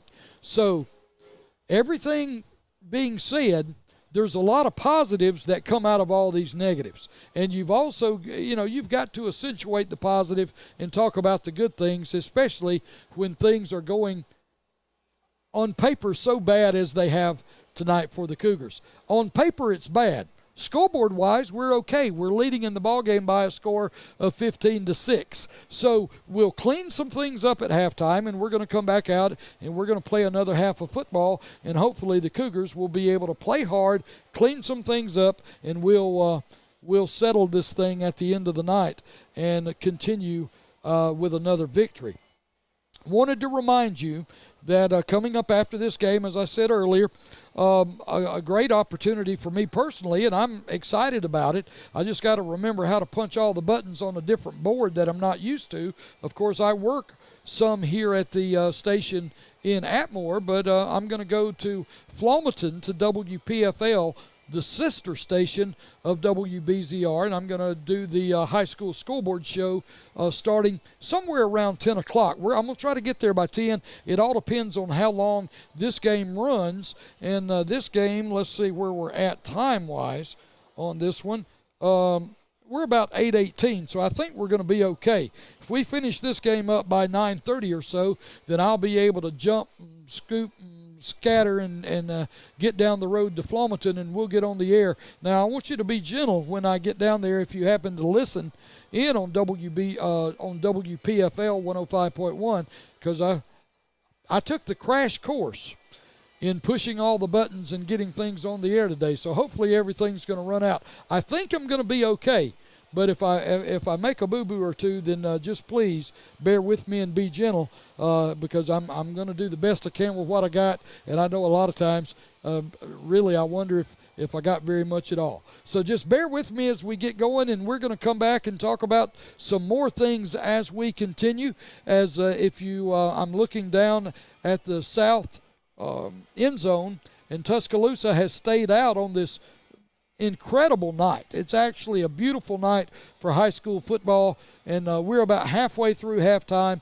We'll take a break. The Cougars are in there talking about it, and folks are going to the concession stand to get a hot dog or a hamburger and a drink, and so we're going to come back. Come back and talk a little bit more about things that we got going on, and we'll be back in just a few minutes. Joe, let's take another 2-minute break. We'll take a 2-minute break and come back. You're listening to Escambia Academy Cougar Football on WBZR 105.9 FM in Atmore, and you may be watching on either Facebook or YouTube. Every neighborhood is different. Every home unique. But one thing is for sure. Everywhere you go, you'll find people who take pride in their homes. Indoors, outdoors, they're always working on something. At your local ACE, we're proud to play our part in the communities we serve. And we want you to know that whatever projects you're planning, whether they're big or small, we'll be there. Have a question? Come in and ask. Our associates will be glad to help. They'll show you everything you'll need to get started.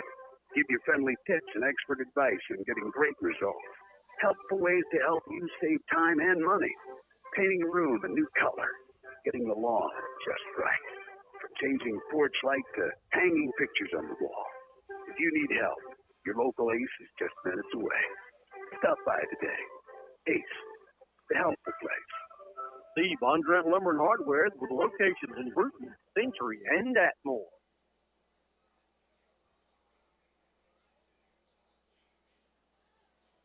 Southern Social Boutique has the latest styles and the trendiest clothes to make you look and feel your very best. Southern Social Boutique always has something you'll love to wear at a price you can surely afford. And with all the excitement of footballs flying through the air, show your team pride for either Alabama or Auburn game day T-shirts available now for adults and children. Like us on Facebook. For continuing updates and new arriving merchandise, visit our website at southernsocialboutique.com or visit us at our store location at 101 Main Street in downtown Atmore. You'll love the way you look when your clothes come from Southern Social Boutique. No visit to Atmore is complete until you've experienced Gather. The Gather restaurant, located at 111 West Natural Avenue in Atmore, has become the premier location for an incredible dining experience. From delectable appetizers and perfectly seasoned steaks to scrumptious dessert choices, your mouth is sure to water just thinking about your next trip to Gather. Great food, incredible service, and an authentic Southern charm will have you coming back again and again. Gather is open Tuesday through Saturday from 4 p.m. till 9 p.m. The Gather restaurant is a proud sponsor of Escambia Academy Cougar Athletics.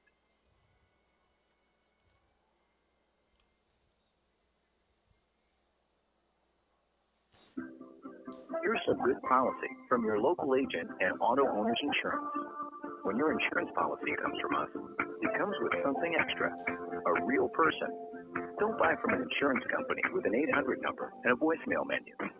Auto Owners Insurance operates exclusively through local independent agencies, here to help you 24/7. Now that's good policy. Larry White Insurance Agency at 430 Palafox Street in Fullerton, or call 296-2471. Wi-Fi at Johnson Ford. We put our customers' wants and needs first. We respect your time and offer a stress-free approach to selling cars. This is reflected in our winning Ford President's Award 5 years consecutively. From the sales to the service, we do everything we can to achieve the highest level of customer service.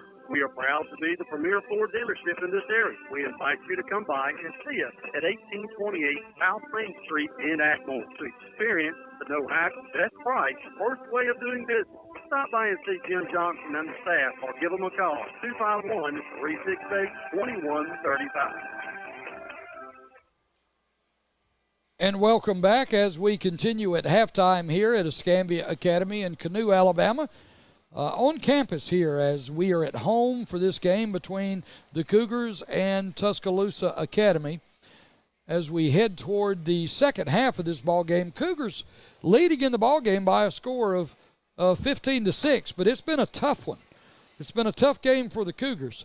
They lost their starting quarterback and starting safety, Landon Sims, as he was deemed guilty of targeting in the first half. So he gets ejected from the game, and so Jacob Lee is taken over at quarterback.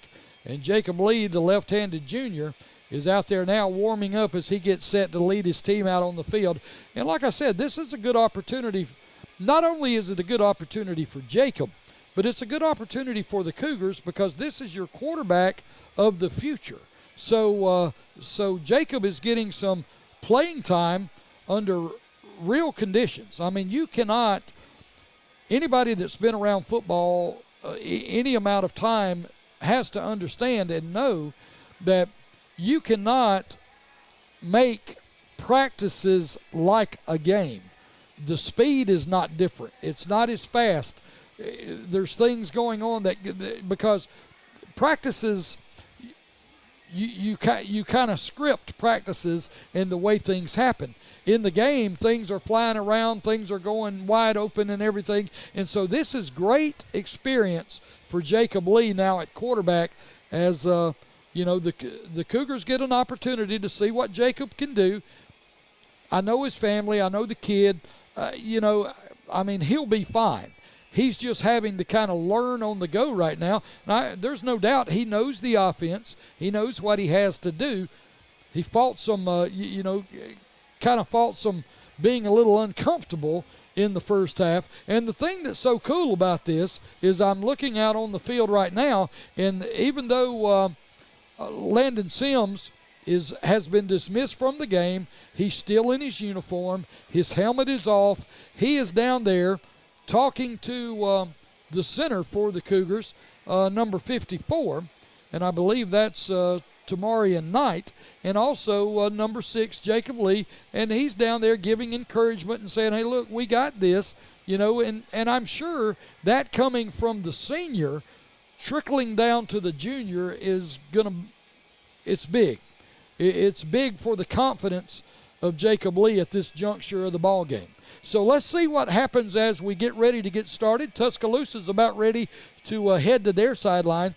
Boys, I tell you, if you're at home and you're not out and about tonight enjoying a high school football game, you're missing a beauty of a night. I mean, it's absolutely gorgeous. The temperature's incredible. Matter of fact, it's just a little bit cool in here in the press box. Of course, there's still an air conditioner on in here. But with the outside temperature and with what we got going on inside here, it's a little cool. But I tell you, it feels great. It's incredible. It's just a great night for high school football, and this is what Friday nights are all about, especially here in South Alabama and Northwest Florida. So the Cougars are fixing to get set to run on their side of the field. Tuscaloosa's already across the way. And like I said, the Cougars will be kicking to Tuscaloosa to start the second half. as the Cougars took the first half kickoff after winning the toss.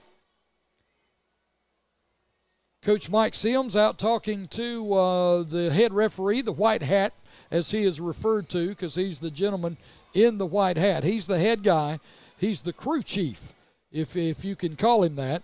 And, of course, the refs doing their duties over here near side as they're checking the footballs and everything as we get set and get ready to go. Now, you know, the game pretty much, for the most part, I have no complaint about the way the game is being officiated. I mean, there's been a lot of penalties. Most of them have been thrown against the Cougars, but the Cougars knew, like I said, Coach Sims, before the game, they were having the conversation in the locker room about cleaning up the penalties. Well,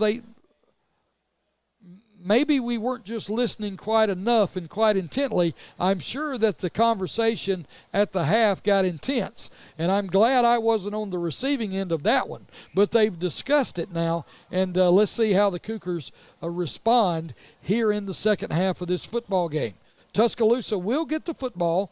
It'll be teed up at the 40, and I believe quarterback Jacob Lee also does the kickoff duties for the Cougars.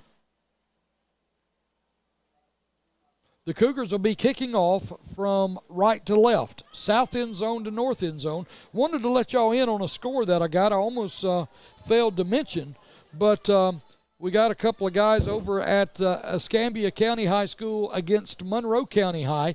They're in Monroeville watching the ball game, and I'm proud to say that it's a couple of deacons that I go to church with at Unity Baptist Church in Atmore. You know, one of the things that Unity Baptist Church gets an opportunity to do, and we're just glad to do it. It's really a blessing to us. You know, the coaches and players say thank you to us for doing it, but it's really a blessing to us to get to come out on Thursday afternoon and spend the afternoon with the Cougars here at Escambia Academy, and we get an opportunity. We feed them, and they get a chance to eat. Well, we've also got a couple of deacons going over and spending some time on Thursday afternoon and giving a devotion with Escambia County High School here in Atmore, and obviously it's worked a little bit because the Blue Devils are ahead of Monroe County High by a score of 29-0 at the half. There's the kickoff for the opening half as the Tuscaloosa team is going to get the ball, first down and 10. The kick return is going to come out across the 30-yard line.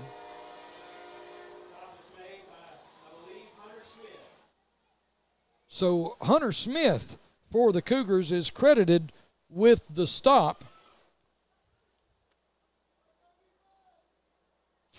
Hunter Smith, number 50 for the Cougars. Tuscaloosa Academy is going to take over the football, first down and 10. The ball's going to be spotted just across the 30 at about the 32-yard line. Just underway here, second half, 11:51 to go in the game. Cougars with the lead, 15-6. There's the snap. Quarterback's going to keep the football, and he's going to get drugged down from behind. That's number 1, David McNeil, as he fakes the ball up the middle and pulls it out, tries to go around right in, but is unable to, as the backside pursuit is able to pull McNeil down from behind. Play is going to lose about a half yard. We'll call it second down and 11.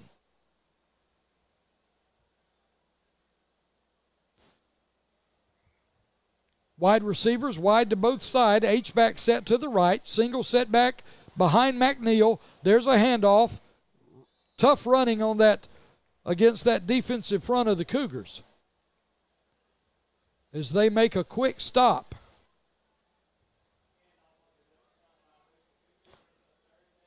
Looks like the down marker to the far side did not move. No gain on the play. Third down and 11. This Cougar defense is pretty stout up front. Tough running in there if you're a running back, especially if you're undersized. There's a snap. Fake, looking to throw, looking. Got a man downfield. Going to be defended and knocked down. Good defensive play there by the Cougars. But there is a flag down on the play. I'm not sure what the flag was for because I'm telling you I didn't see anything. I saw two, a defender and an offensive player, both going for the football.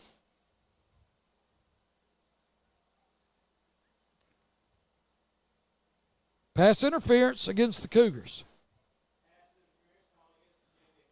You know, just because two guys are back there, if both of them are going for the football, the defender has the same rights as the receiver. If they're both going for the football, I mean, I really saw nothing there. Anyway, the penalty yardage gives the Tuscaloosa bunch a first down. Hard tackle there after the handoff as number 1, David McNeil. He hands off to number 8, Tyler McNeil. Not sure about the relationship there. But anyway, McNeil to McNeil fails to gain as number 8, Tyler McNeil, was slammed to the ground for a loss of about 3 yards on the carry.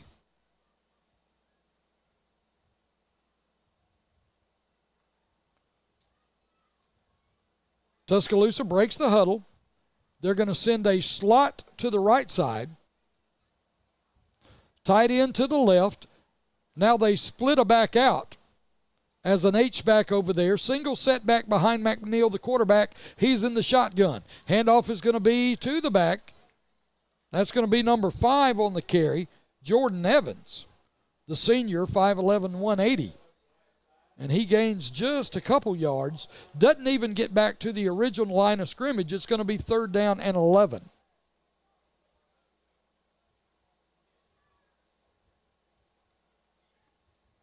Third down and 11 for Tuscaloosa.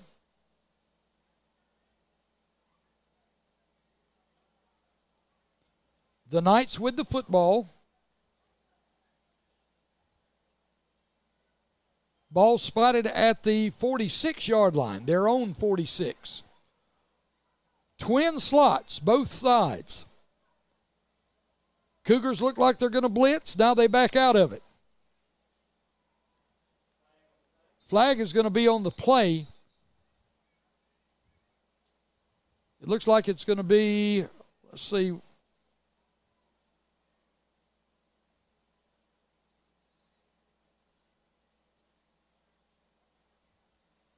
Not sure what the conversation is. The back judge ran all the way in. He makes a trip. Now, he likes running in from that position way back there in the back.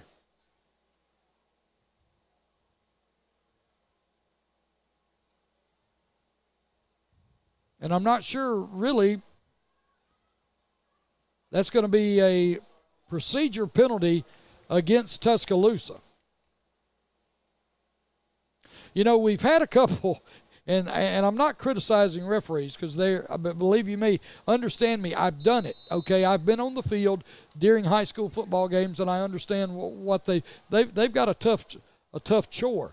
But it's about calling within your scope of what you're supposed to be calling, and why a back judge is running all the way in to make commentary or to have commentary on a procedure call is beyond me. But anyway, timeout is called on the field by Tuscaloosa. We'll take a break and come back. 8:35 to go here in the third quarter. The score, Escambia Academy 15 and Tuscaloosa Academy 6. You're listening to Cougar Football on WBZR 105.9 FM in Atmore, or you may be watching on Facebook or YouTube. Diamond Gasoline Station with locations all over South Alabama and Northwest Florida. Wish all the local teams in the area good luck this football season. Thank you for making Diamond Gasoline your choice for quality fuels and convenience items. Diamond Gasoline is proud to support this broadcast and be a part of the community.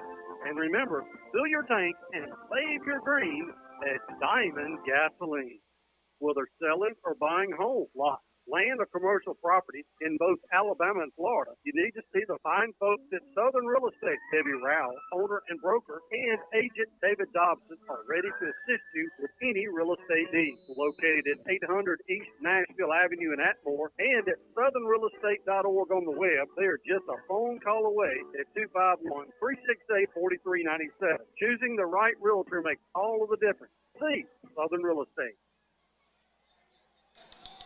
And welcome back as we continue play here in the third quarter. Quarterback for Tuscaloosa drops back to pass. That's number 1, David McNeil. McNeil, he gets flushed out of the pocket. And finally, a shoestring tackle. It looked like number 10, J.J. Stevens, was able to reach out and slap him on the shoe and knock him off his feet. And that's going to bring up a 4th down. And so the punting unit on the field for Tuscaloosa. Back deep to receive for the Cougars, number 11, Jadaniel Nettles. There's the snap. Punts away. Cougars looking to set up a return. Ball's going to hit the ground in front of Nettles and bounce backwards the other way. And finally downed by the Tuscaloosa Knights. And so that's going to be a 1st and 10 now for Escambia Academy.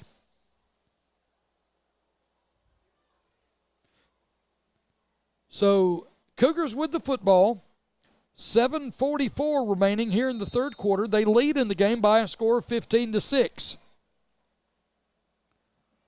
Number 6, Jacob Lee in at quarterback for the Cougars, and the play is going to be whistled dead prior to the snap. So that's going to be a false start against the Cougars. A lot of penalties. And as a matter of fact, looking at it, a lot of penalties just being thrown, period, against both teams. First down and 15, Cougars with the football. Jacob Lee looking to throw. Got a man open. Going to throw it down the field. It's a jump ball. And the catch is made.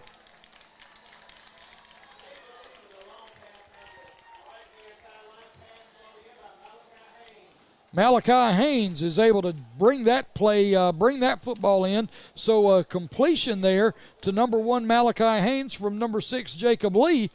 The Cougars are going to be in business in Tuscaloosa territory. There's the snap. Handoff is going to be to Nettles. Nettles looking to work his way up the middle. He's going to gain what appears to be about 5 yards. Big scrum right there in the middle of the field.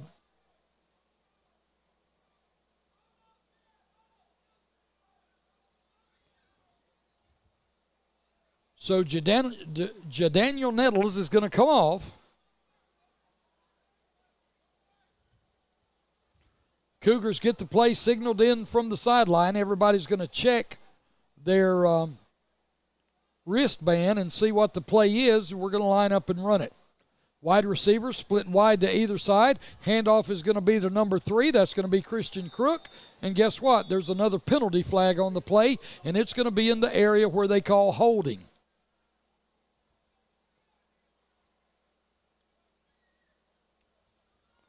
Now, all right, so I am going to make this comment about the holding calls.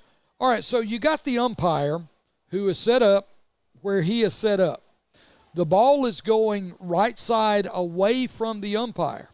If the ball is going away from the umpire, but he throws the flag basically at a holding call in front of him, I mean, okay, officiating that I've been involved in, especially the training that I was involved in, said that, you know, because you can call holding on every play. And as a matter of fact, it's been a situation where there's been a lot of holding calls and almost on every play. There's a big hit. Jacob Lee goes back to pass, and he's going to get hit and sacked by Tuscaloosa. But I guess what I'm getting at is if there's a holding call that is that far away from the ball, some of those things can go unseen, if that makes any sense. 5:40 and counting here in the third quarter. Jacob Lee with the football. He is going to run around right end. Busted play because there was nobody with him. And Lee gets hit and knocked down. So that's going to bring up fourth down. As that looked like I say, it looked like a busted play as Jacob Lee took the snap. It was almost like they were trying to run some sort of option, but there was no back there with him for him to pitch to. So a fourth down for the Cougars. They're going to put the ball away. Jacob Lee is the normal punter. And so he's going to punt it away. Clock moving, 4:55 to go, third quarter.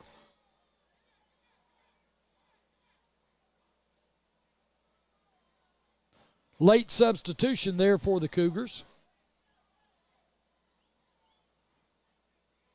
There's the punt. High punt. Good punt there by Jacob Lee. The ball hits down and is going to take a Cougar bounce and roll. And go all the way down. It's going to be marked out at about the 20-yard line. Tuscaloosa will take over first down and 10 when we come back. You're listening to Cougar Football on WBZR 105.9 FM in Atmore, or you may be watching on Facebook or YouTube.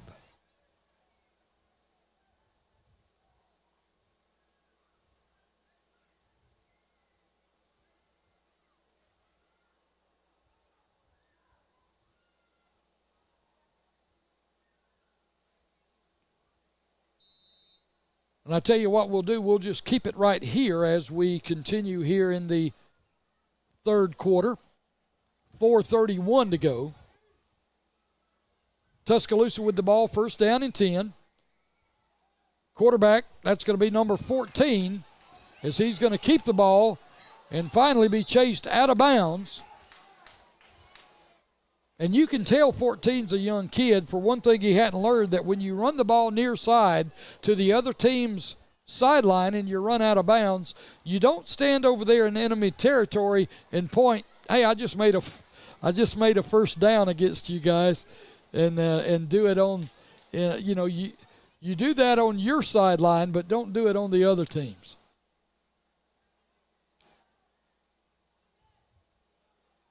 I just found that humorous. Really because it kind of sets you, it kind of sets yourself up as a target. There's a handoff straight up the middle. Cougar defense doing a good job there. The quarterback, Caden Richardson, number 14, he's a sophomore, and so he'll learn the little nuances of the game, things that you don't do. Few substitutions now coming in for Tuscaloosa as the clock continues to run. 3:53 to go, third quarter. Escambia Academy still with a lead, 15-6. Long snap. Handoff is going to be through to the back. Big time hit there. Let's see who that number is. It's a 70 number. And one of the big guys for the Cougars wrap up the defender.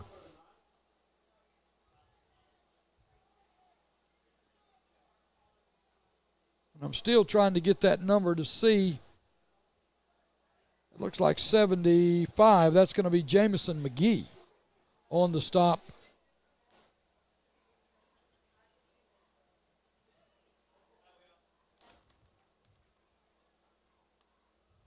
Actually, it may be 78 Kanye Hooks on the stop for the Cougars.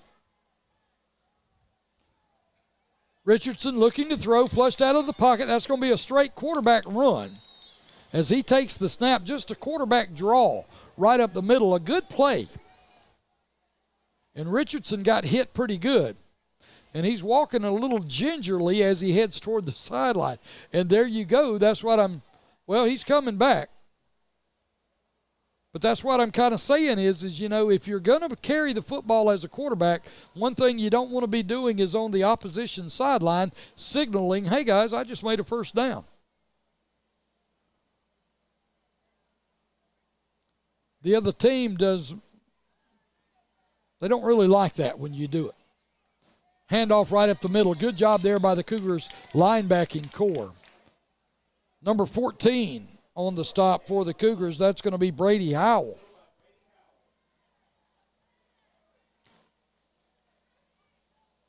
Play's going to gain about a half yard. We'll call it a long 9 now. Second down, a long 9. Cougars on defense. We've almost played through the entire third quarter. Inside 2 minutes, a minute 50 now to go in the third quarter. Cougars still lead by a score of 15-6. It's like I say, with all the bad things that have happened to the Cougars tonight, they still lead the ball game. Richardson still the quarterback.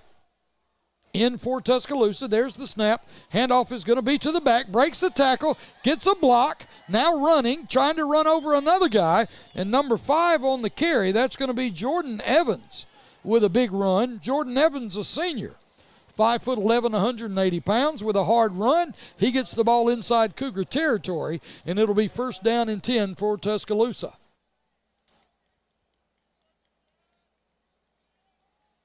One minute, 20 seconds, the clock moving here in the third quarter. Tuscaloosa with the football now in Cougar territory, and the Cougars need a stop.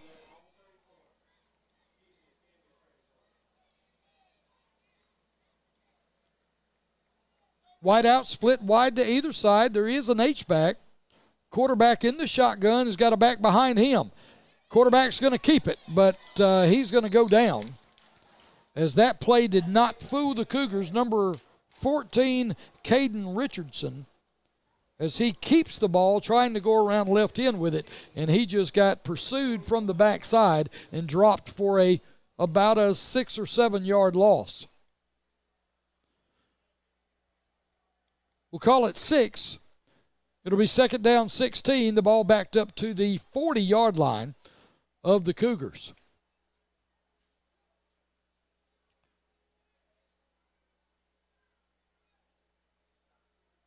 This Tuscaloosa team really showing that they're a really good football team. Of course, the Cougars have put themselves in some adverse condition with penalty flags, and when your starting quarterback and safety, gets ejected from the game early,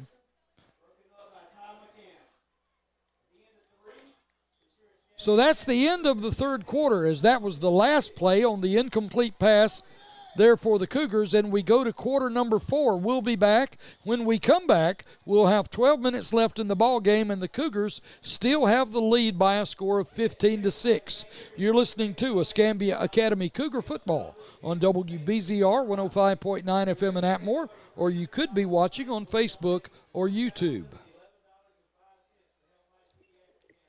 Juniper Creek Lumber is a family-owned and operated sawmill operation with locations in Uri, Alabama, and Blountstown, Florida. Juniper Creek Lumber specializes in turning storm recovery logs into custom-cut lumber for use in a variety of building projects. We have longleaf pine, juniper, spike cedar, cypress, and hardwood. And who wouldn't love authentic heart pine beams or new heartwood flooring custom-cut to your need and specifications? Check us out on Facebook or call Greg Fralick at 251-254-0414 or Cooper Dean at 251-362-8100. That's Greg Fralick at 251-254-0414 or Cooper Dean at 251-362-8100 for Juniper Creek Lumber, Southern Bend.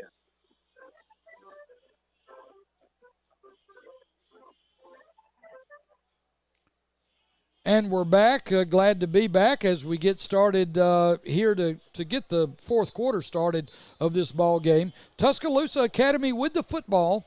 They'll have the football on the Cougar 40-yard line. And they've got the ball about third down and looks like 15 or so. Third down and 15, ball spotted on the Cougar 30-yard line. Quarterback Caden Richardson, number 14. He's got trip receiver set to the left.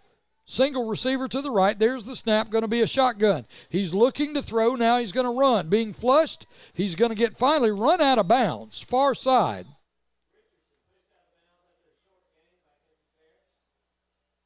Kevin Farish on the stop for the Cougars. And that's going to bring up, that ought to be, let's see, I think that's going to be a fourth down.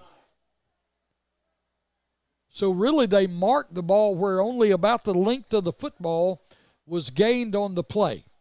Fourth down and 15, Tuscaloosa's going to have to punt. The Cougars, well, yeah, they are going to send somebody back deep, or maybe not.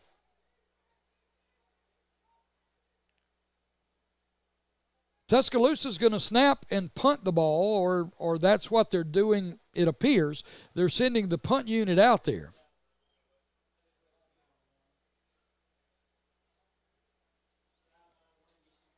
And there is going to be a sideline warning, and it's not a warning, it is a penalty. So they were already warned. What that sideline warning is, that's when players get out too close to the field, or it could be coaches or whatever. There's a high snap, left-footed punt. It's going to go end over end and roll, going to continue to roll, and finally roll out of bounds. So it's going to be marked out of bounds at about the 12, where it'll be first down and 10 Cougars. But getting back to the sideline warning, if there's usually a line, and you can see it here at Bachelor Field in Canoe. It's actually supposed to be about 3 yards off the sideline. And what that does is that gives your side referees, your linesmen, it gives them a running lane to move up and down safely along the football field. Well, if you crowd that running lane, which could injure a referee, then you usually get a warning, and then you could get a penalty. Well, the bunch from Tuscaloosa, they were penalized. Big time run right there by number 11, Jadaniel Bubba Nettles. And he loses his shoe and has to come out of the ball game. Jacob Lee continuing at quarterback for the Cougars. There's going to be a handoff right up the middle.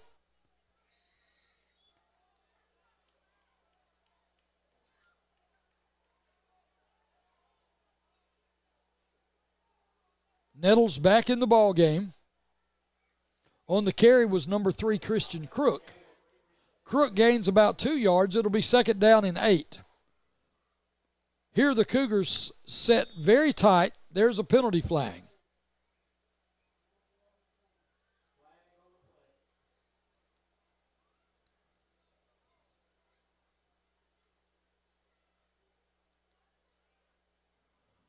See what the call is.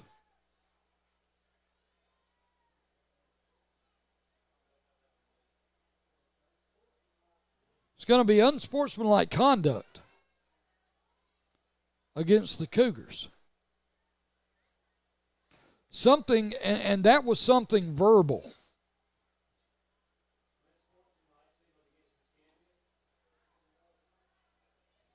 I'm not sure what the penalty was, but it had to have been something verbal. The Cougars were running on a substitution that was going in late.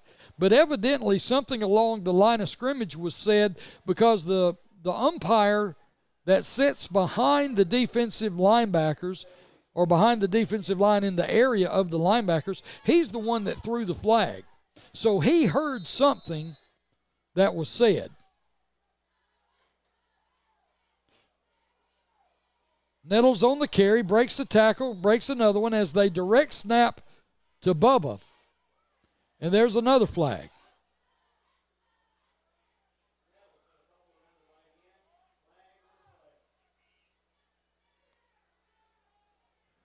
And it's the umpire again that's thrown the flag. Unsportsmanlike against the Cougars again.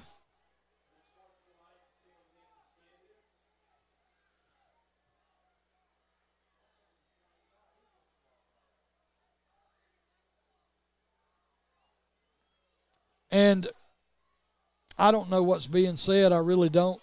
I just know as an official sometimes, you know, you got high school football players going after each other. It's an aggressive game. There's going to be things said during the course of a game that you can solve the issue without throwing the flag with good officiating.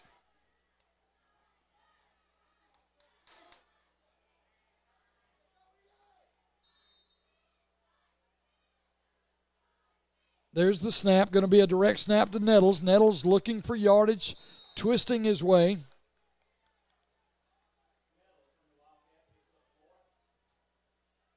Bubba Nettles, Jadaniel Nettles with the football. Play gains 4. It's going to bring up a 4th down. I was just surprised that on this particular play there wasn't a flag thrown. 4th down for the Cougars. Jacob Lee back to punt.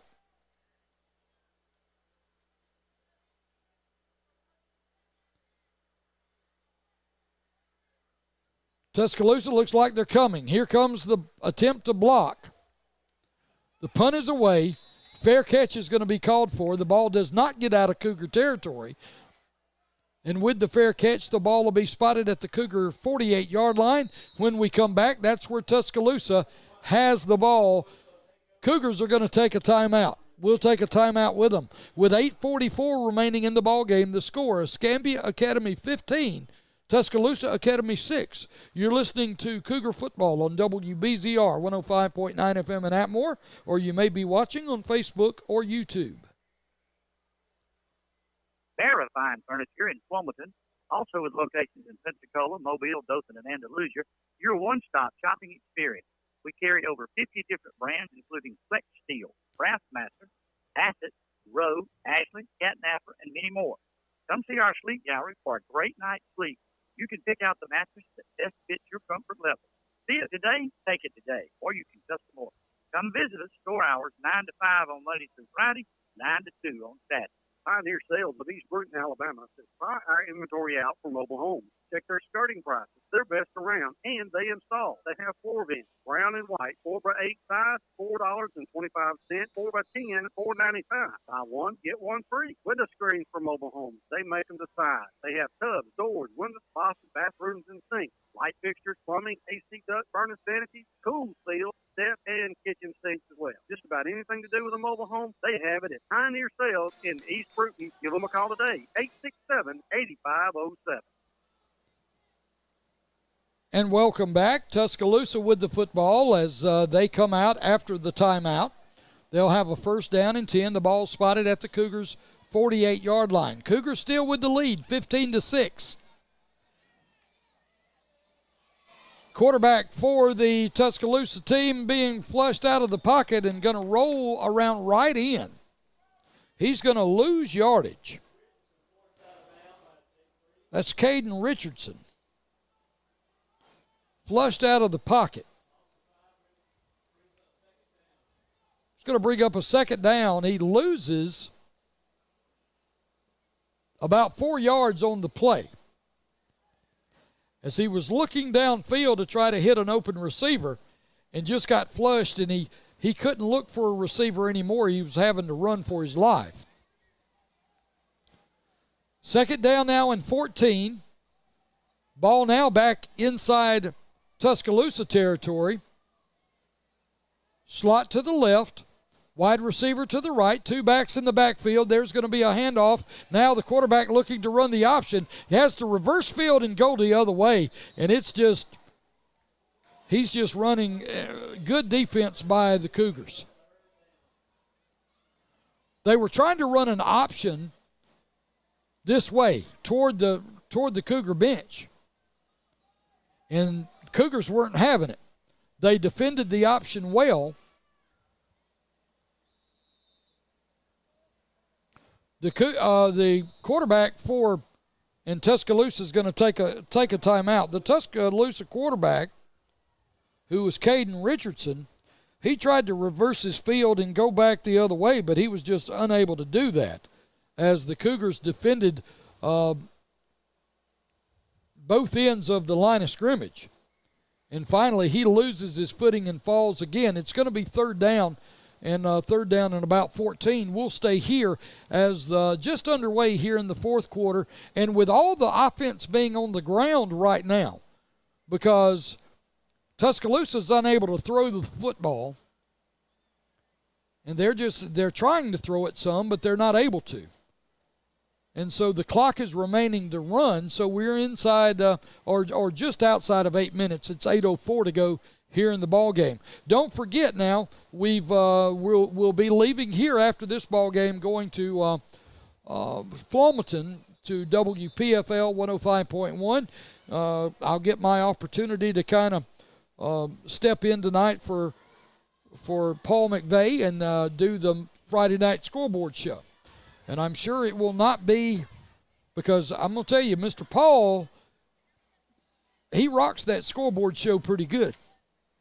Does a good job with it. I'm just going to step in for him tonight. It's not going to be a permanent thing by any means. I'm going to go down there and just try to push the right buttons and get it on and off and try to let everybody hear some scores. And, of course, we'll interview some coaches and some other people during the night while we're down there. There's a throw over the middle. It's going to bounce off a receiver. The intended receiver there for Tuscaloosa, number 8, Tyler McNeil.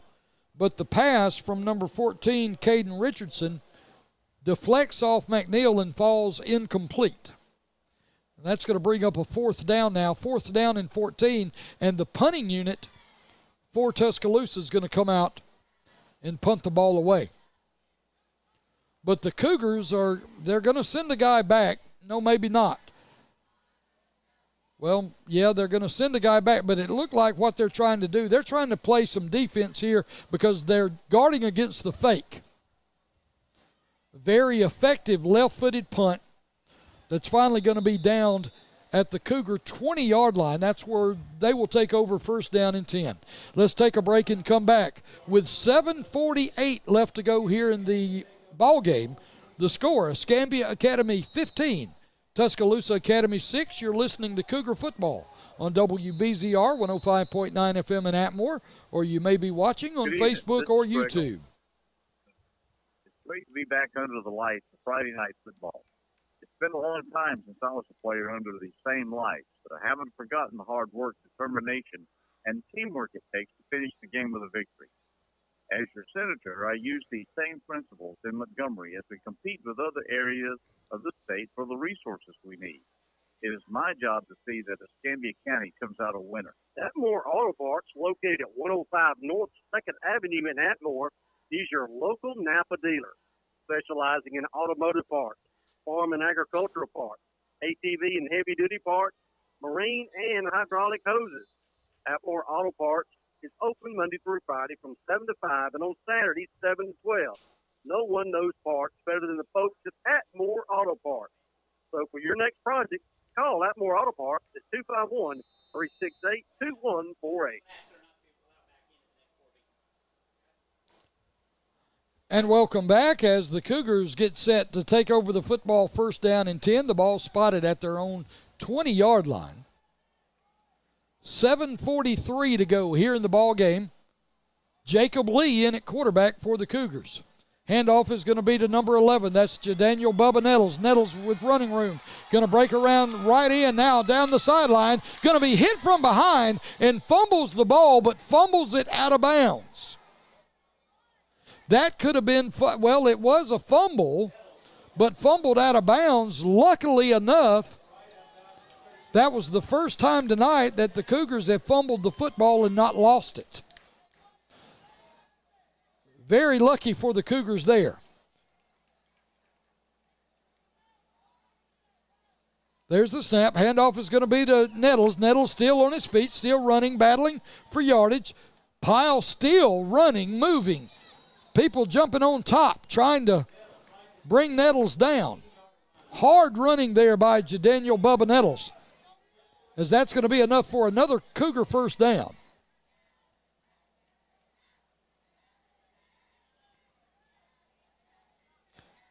7:14 now to go in the ball game. Handoff is to Nettles. Nettles looking for running room. He's got some. He's going to run between two would-be tacklers and finally be knocked out of bounds. There is a penalty flag on the play.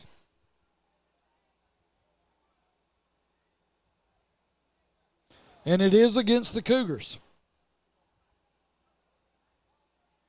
It's going to be a holding call.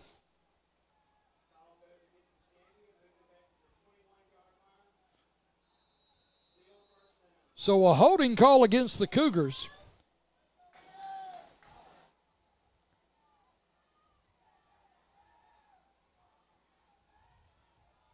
Clock running, 6:47 to go in the ball game. Handoff is to Nettles, looking for running room. He's got some up the middle, weaves his way into the end zone for a touchdown.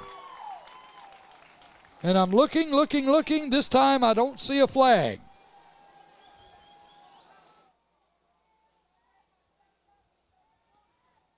So the Cougars score with 6:38 to go in the game. That's going to run the score to 21-6.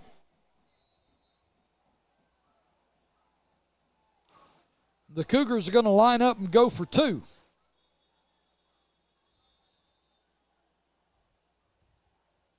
Not sure what just happened. The ball was snapped. It's going to be procedure call against the Cougars. I've seen them run that little trick play that they do on a two-point conversion where they go on like a silent count. And they snap it with nobody moving. And that could have been what they tried to do, but somebody was moving prior to the snap.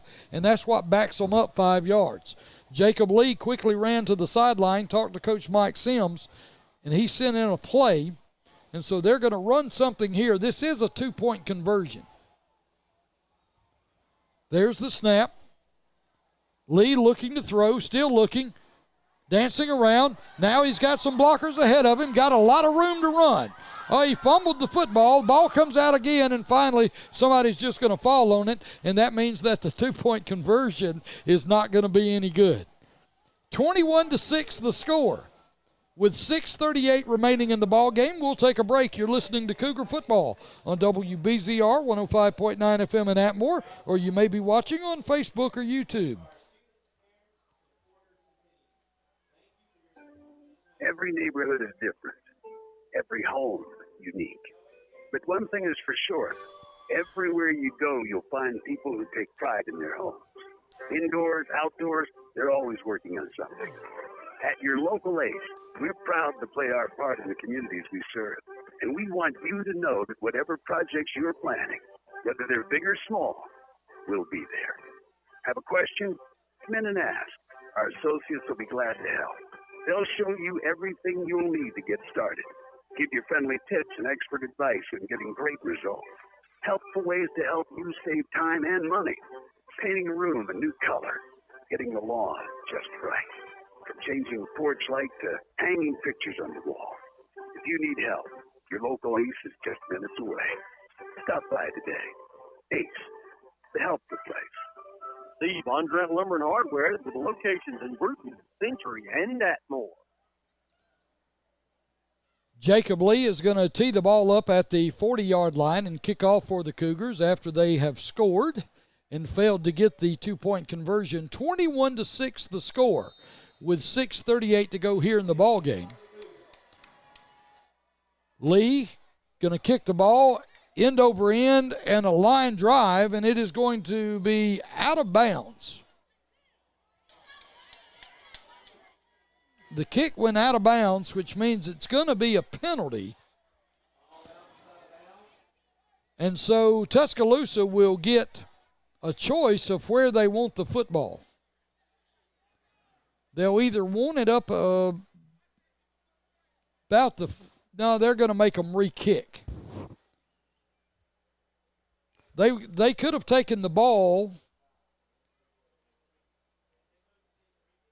up at the 35, but they are now going to move up and make Jacob Lee re-kick. So the penalty yardage is 5 yards. They'll back the kicker spot up from the 40 to the 35. And now Escambia, the kicker Jacob Lee, who is filling in for starting quarterback, starting safety, starting kicker Landon Sims. There's the ball, end over end kick. It's not going to go out of bounds. It's going to be fielded by a man, going to run. He's got running room. Here he comes. This guy's got some speed. And finally, it looks like Jacob Lee, who kicked the football, finally comes down. He was the last hope for the Cougars, and he makes the tackle.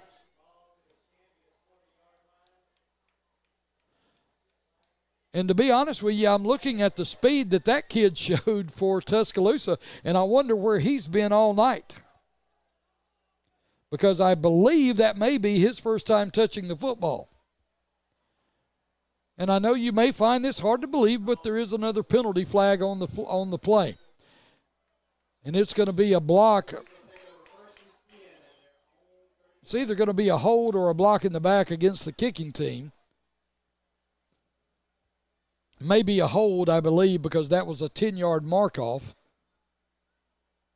So Tuscaloosa is going to have the football, first down and 10, the ball spotted at their own 37-yard line.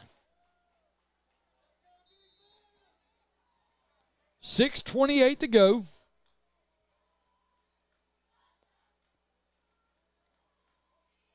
Tuscaloosa with the football. They trail in the game by a score of 21-6. Cougars with the lead. They've been playing good defense. There's a little throw outside. Looked like the receiver slipped down and fell, but the ball was at his feet anyway, so that pass falls incomplete. Caden Richardson in at quarterback for Tuscaloosa Academy.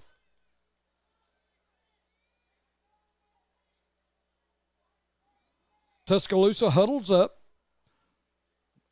They huddle up each time. They break the huddle with wide receivers, a slot to the left-hand side and a wide receiver set to the right. Twin backs in the backfield behind the quarterback, Richardson, and it looks like that, let's see, is that going to be,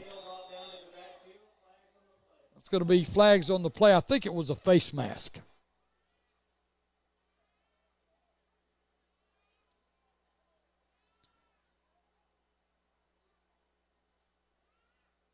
Personal foul is going to be a face mask against the Cougars. So that'll be a 15-yard penalty.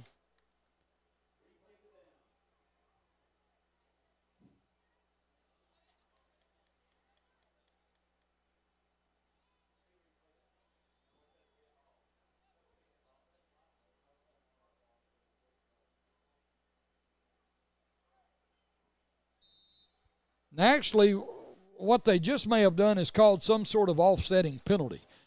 I saw the face mask, and I actually saw the penalty, and I saw the penalty signaled to decide, but I didn't see the secondary penalty against Tuscaloosa. But anyway, the penalty's offset. It'll be second down. Quarterback Richardson, Caden Richardson, trying to throw. He's not going to be able to. He's going to be thrown for a loss and sacked. That play's going to lose yardage, lose them about 5 more, and it's going to bring up a third down. Clock running now, 5 minutes, 9 seconds to go in the ball game. Cougars with a 21-6 lead in what has been a penalty-laden, ugly football contest. Cougars have fumbled the ball 4 times. They've lost 3 of those.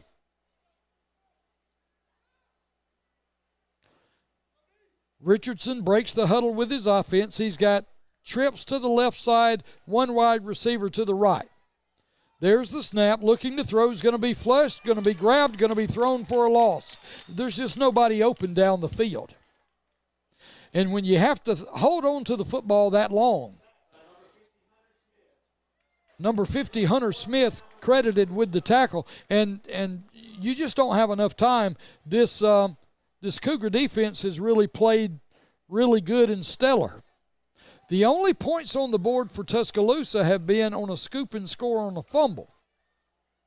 So no offensive touchdowns at all for Tuscaloosa, and really very little offensive movement. But the Cougars have been penalized a ton.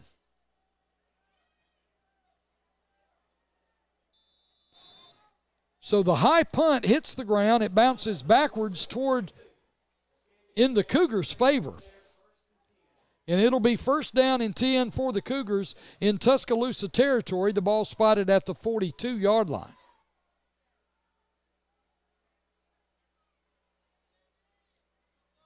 I know this is one of those games, if you're a Cougar fan, you're thrilled to death that we're up 21-6.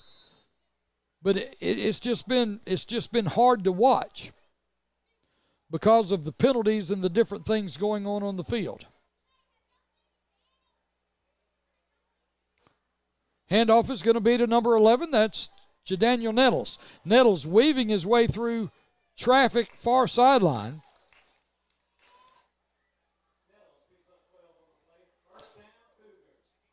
So Jadaniel Nettles picks up 12 yards on first down. And that's going to move the sticks. The ball now spotted near or just inside the 30-yard line. We'll call it the 29. First down and 10. Clock running with 3:17 to go in the ball game. Jacob Lee, the quarterback, takes the snap, going to hand off to number 11, Nettles. Nettles battling for yardage, and they're just trying to run out the clock. Sure, they'd like to score again, but the thing is keep the ball in the middle of the field and keep the clock running.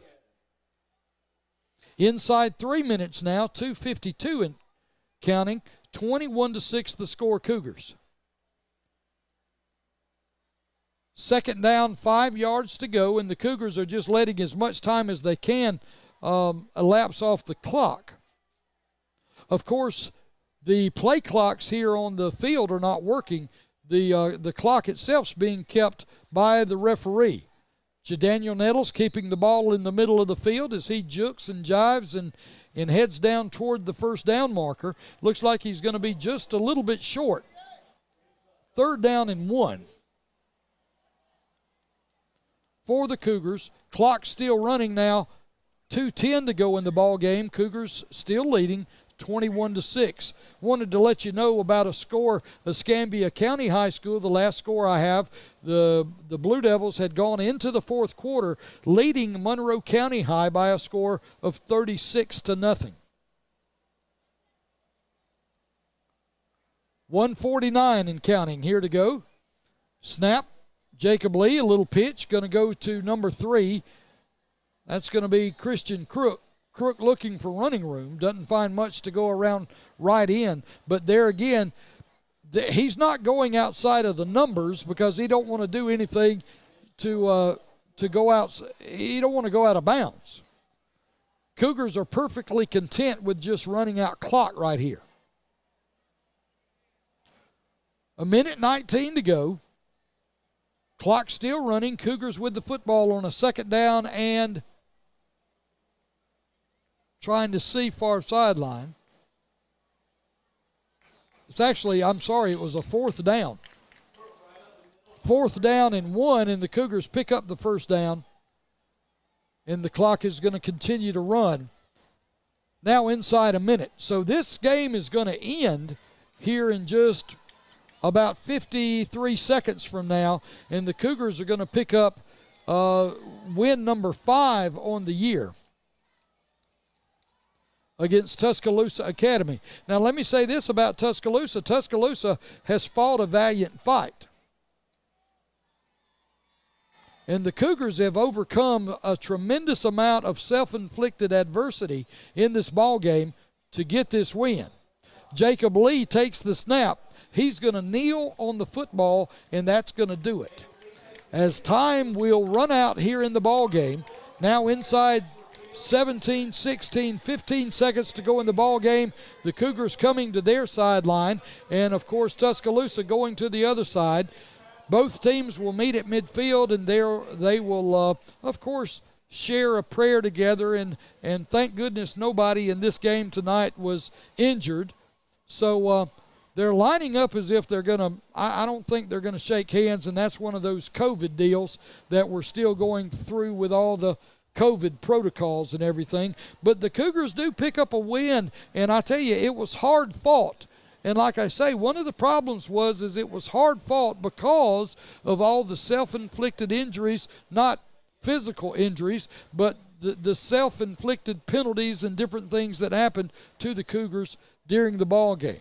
That's going to do it for me. I would hang around a little longer, but I got other places to go and things to do. I gotta jump in the ride, and I got to ride over to Flomaton, and we got to get this other game, or actually get the scoreboard show on the air. That's where I'll be coming at from you next. If you want to, if you're listening on the radio or whatever, just switch over a couple of notches and you'll go from 105.9 over to 105.1. That's WPFL, and I'll be there with the scoreboard show. We're going to try to get that on the air right around 10 o'clock. So next week now, let me say this before we go. Next week we'll be on the road with the Cougars. We'll be going down and playing, and I'm trying to remember actually where we're going. I know it's in Florida, and of course it's not on the regular schedule. But anyway, we'll be on the road, and we'll be down in Florida next week as we travel with the Cougars. And I know that it's about a 2.5 hour trip, so we'll be making a good road trip next week. We'll be on the air, so join us for that as we continue, and I'll share where we're actually going on the scoreboard show here in just a little bit. So, like I said, your final score, Escambia Academy 21 and Tuscaloosa Academy 6. You've been listening to Escambia Academy Cougar Football on WBZR 105.9 FM in Atmore, and you've also been watching on Facebook and YouTube. Good night, everybody.